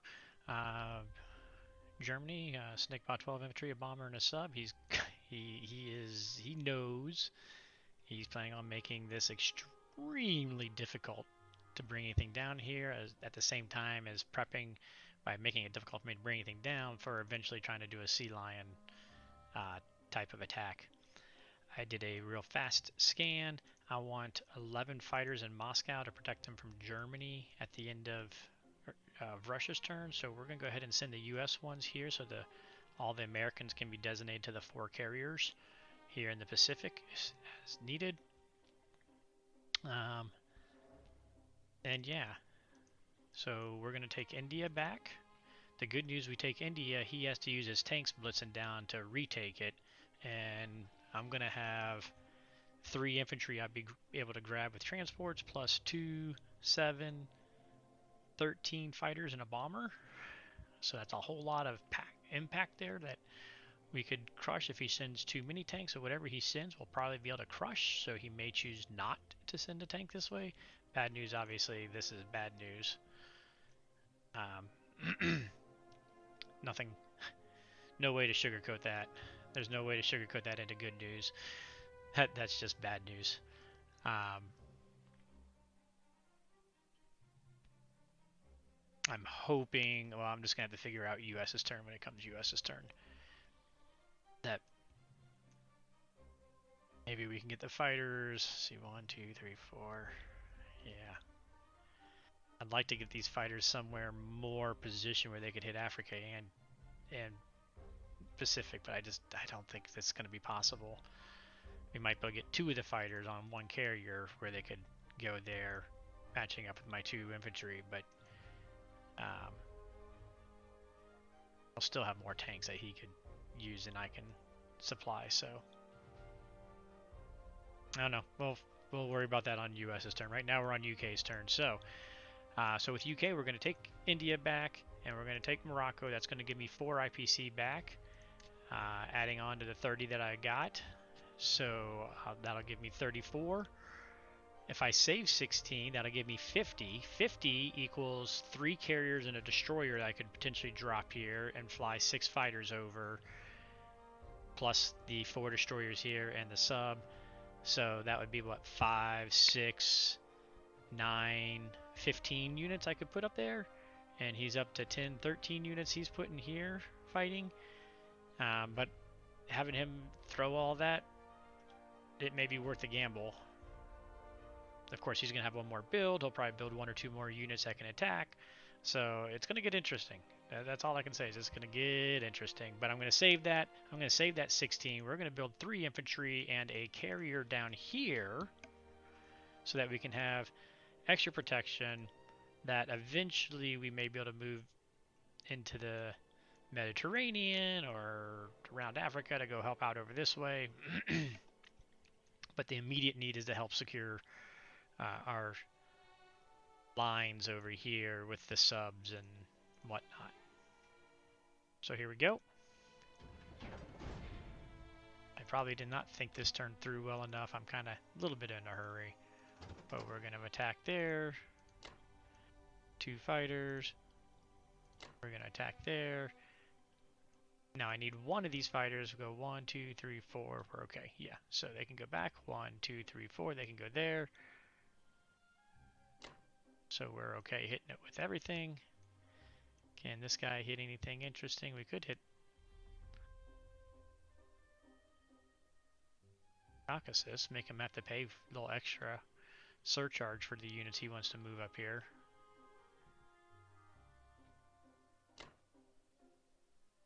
What the heck? We need something to go my way to get back into this game, to put it simply.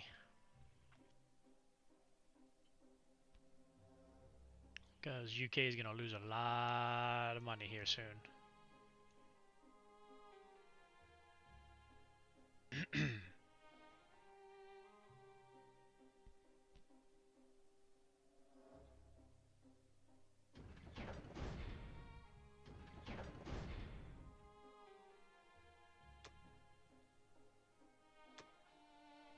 Sixes! Sixes! Now's when we want to see some sixes. Alright, that's a 5. How about a 6 now? Alright!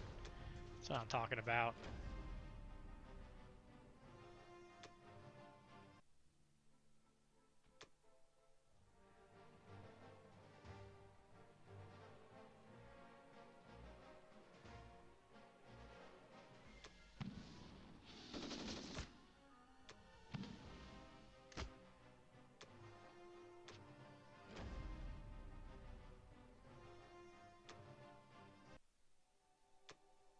No hitbacks, no hitbacks, no hitbacks.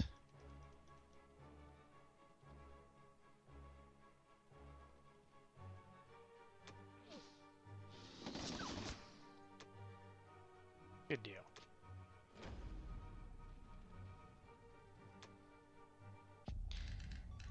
The importance of that is the fact that I plan on abandoning these 8 fighters, and they're in here, by the way, even though they can't be seen. If Kwangtung stayed in Japan's hand, then Japan would have the option of 1, 2, 3, 4 hitting them with these 5 fighters and bomber. Not that I think that they would necessarily do that, but now they have no choice. All they can do is a bomber, so we are safe.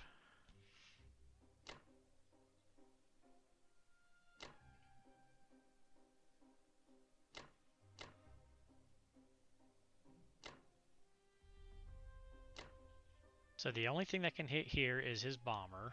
None of his subs can reach the fighters 1, 2, 3. German bombers, we're safe from them. They can only go 1, 2, 3, 4, 5.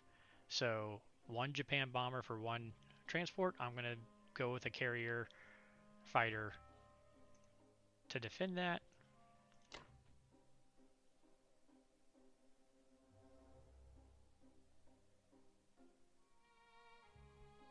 Down here, he'll have 2 subs and a bomber that can reach, but the fighters cannot.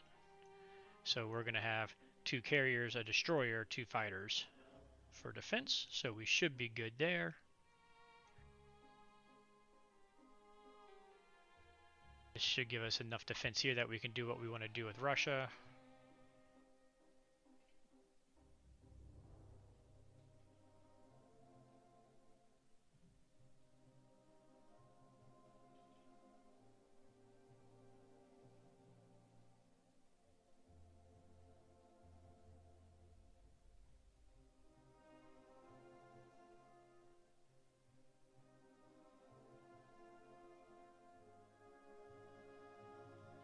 Alright.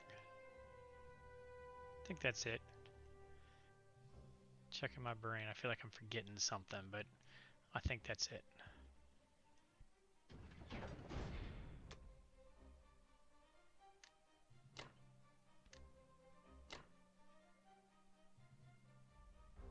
Oh, wait. We need to check our defense profile real quick.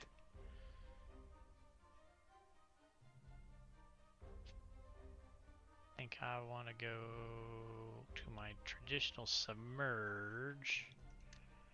I really want to have it be destroyer last.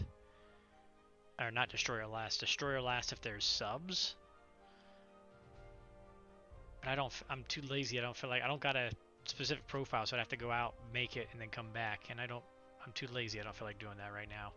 Too many other things going on. So we're just going to hope he doesn't even attack and call it a day.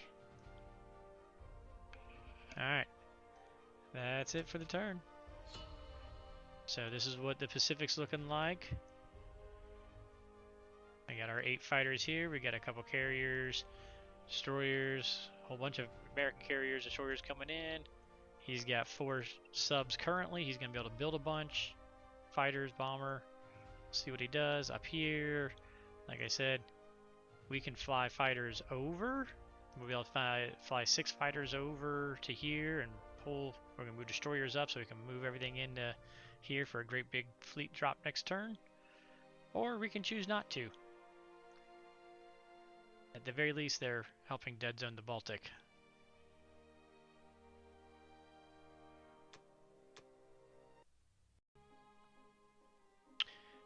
Okay, so Japan bought a fighter, 3 infantry, continues to stack up the Philippines. It's going to be a major pain in the rear to get through that. I'm hopefully going to distract Germany more this way, so I'm going to go ahead and put a factory down here. It's risky, but I need more production spots down here, right? Because we're going to, if we sit here and trade India, I'm down to only 8 production down here. So it's risky. It's not what I really want to do, but it's what we're going to do. Plus, with our US transports coming in, we might be able to come up here and maybe put one on the coast because he's low on ground and he's not able to get his ground to the mainland. So Germany can't go that way and that way and that way and that way, right? I hope. Right. We're just going to say right. Okay. So we're going to buy an infantry and artillery to add to Borneo, as well as another transport, because we're going to need lots of transports in order to overtake these 2 guys eventually, or at least one of those 2 guys eventually. So we're doing that. We're going to add an air for a fighter for my carriers to land on, and that left us enough left over to throw 1 more destroyer over here in the Atlantic. I don't need ground units because these guys are going to bring these guys down this turn. We're going to do a little bit unique positioning to hopefully give them a little support to make them have to really commit all these tanks down here, and hopefully at least battle them, trade them. I don't know. Africa's going to look ugly in a couple turns. Anyways, this is the plan. But everything Axis does, there's a counter, right? So I plan on stacking Karelia with Russia this turn while still stacking Moscow. And that's going to be a pain to him because he's going to have to work his way back that way and keep pressure going that way too at the same time. So it may not be a smart move because I may not be able to get back to protect myself against him doing a super build, but I don't know. We gotta do something. So that's where our choices are going. Is that's our something right now. Let's see. I had it. What do I need to have in that C zone, in the Borneo C zone? I need to make sure I get that protected though. So he's gonna have 4 subs, 6 fighters, and a bomber that can reach there. We're putting in 2 destroyers, 3 carriers. We're going to bring in at least 1 other UK carrier. That puts 3 fighters in there.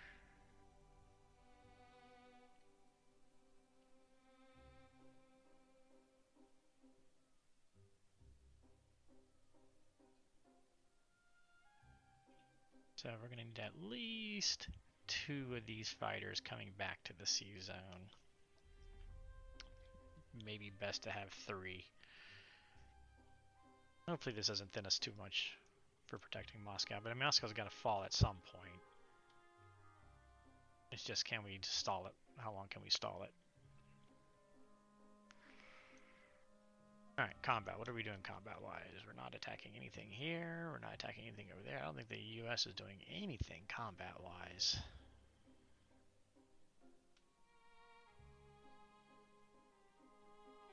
Oh, dang. Cradola. I just realized these guys can go 1, 2, 3, 4, 5, 6. Don't really want to send all my transports, all my destroyers down here, because I want these UK fighters to be able to... The UK fighters from Moscow can only reach these 2 sea zones. If my destroyers go down here, I can only reach that sea zone. 2,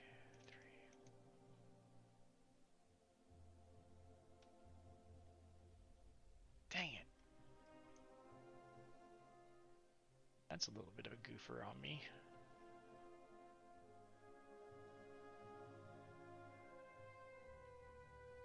One, 2, 3, 4. So what's 3 to...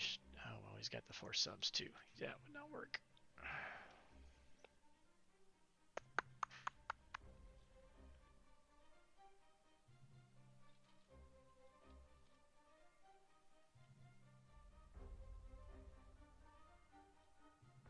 This is a little extra frustrating.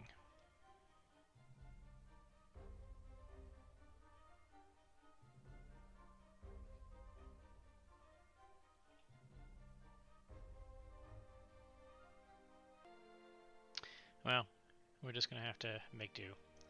Not what I wanted to do. Again, I don't think I have any attacks to do. Thing to attack with. So we're just going to end the phase. Jump straight to non-combat. Can move those guys up.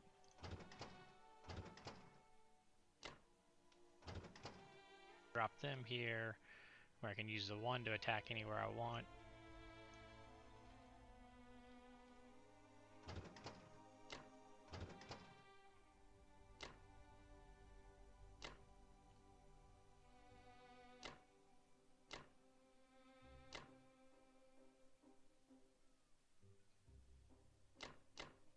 Do want to make sure we got fighters last now.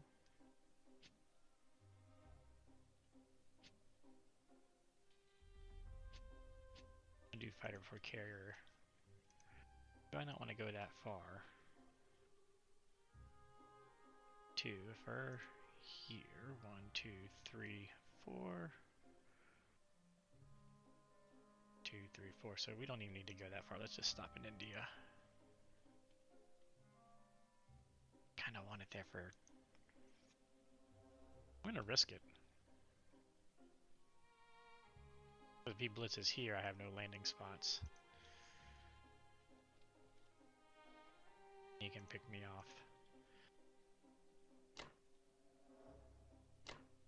These guys can still reach Moscow, but they can help support Africa at least next turn.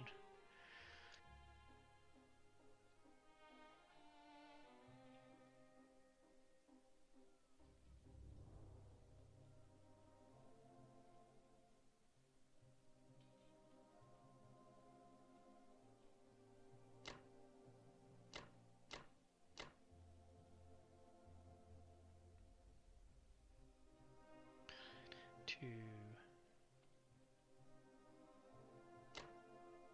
2, 3, 4.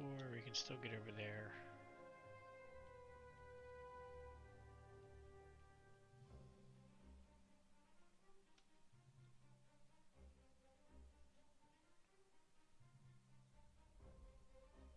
All right.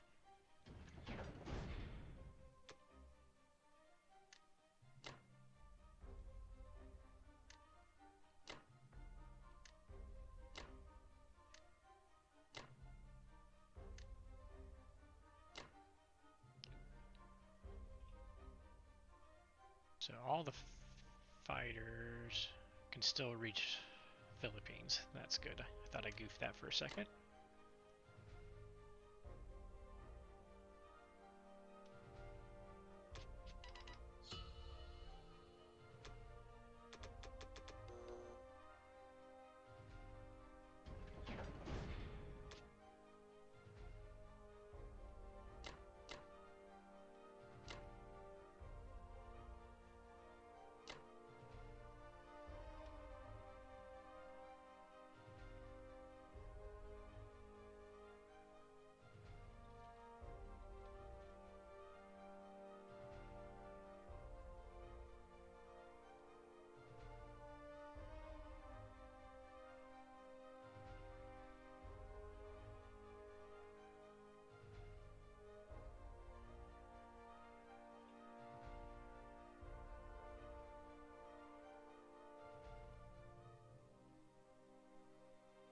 what I'm doing, I'm pulling my calculator real quick to see just how many infantry I need to live to make this painful for him at the very least. Looks like we're gonna need at least like 5 to live because I'm gonna move the 2 AAs in there.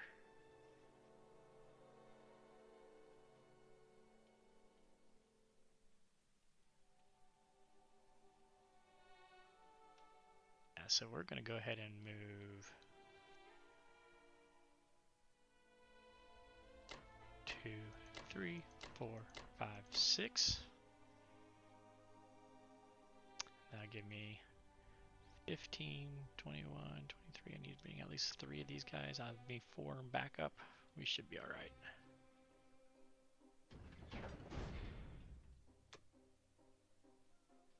So I could have took my tank this way, but Japan would have picked him off.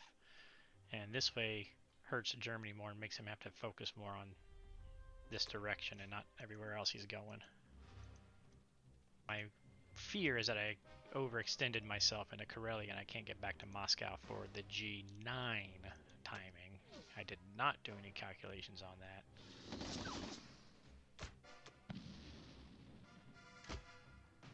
And you were supposed to miss.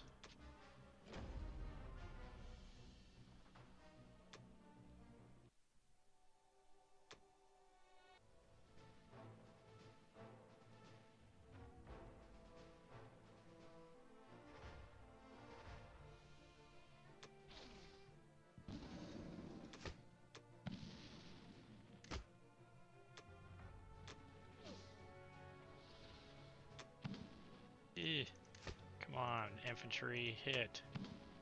Tank hit. Oh man, his infantry's hitting every time. That wasn't supposed to happen.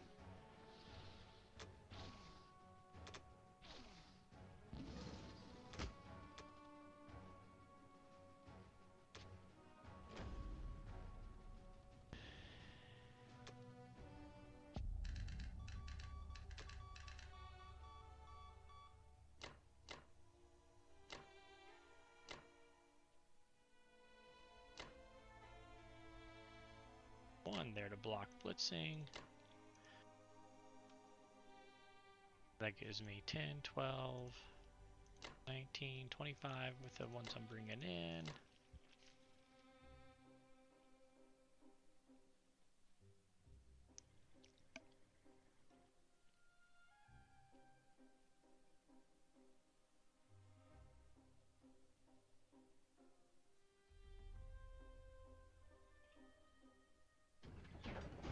Alright, I kind of running out of time. I'm getting ready to head on a trip, so I didn't have time to really think this through, so hopefully this works out well.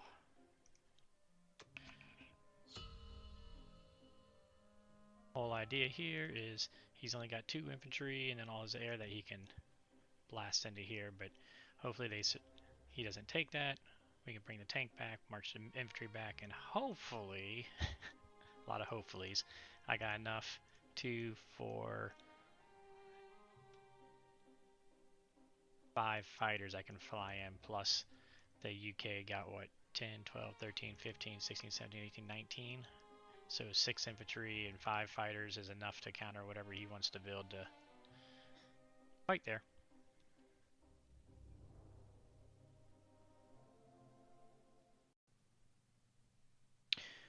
Alright, well, turns out Germany went for Moscow, and the AA's got 3 hits, and it obviously went very south from there.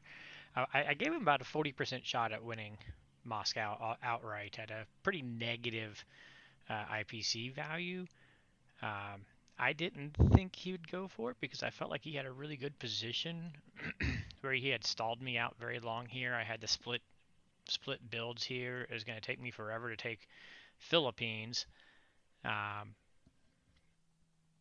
he was going to start raking in the income out of the Africa bits. So I was actually kind of surprised he went for Moscow. On his side, and the fact that I was just doing everything I could to try to even get a fleet up over here. Now, if I got a fleet up over here and was able to start picking him on this side, so he had to divert this way, as well as go to Moscow, as well as go to Africa, as well as go to Southeast Asia, then he'd be in trouble. And that's really what my later part of this game strategy was. Okay, well let's try, since he made that pivot, let's try thinking about pulling him up this way, pulling him this way, try and distract Moscow into multiple directions, have him overcommit to one, undercommit somewhere, and hopefully create an advantage. Um, but I really liked the position he was in.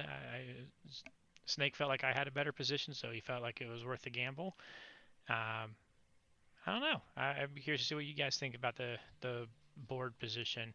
I mean, we were going to start building here. I can't say that. And as he commented, Japan's pretty much out of it at this point, other than just protecting their two islands is all they're going to really be able to do. So, we get the win in this one. So we'll be moving on. I'm going to see if I can find a Axis game to record next in the league. All right. Till the next one.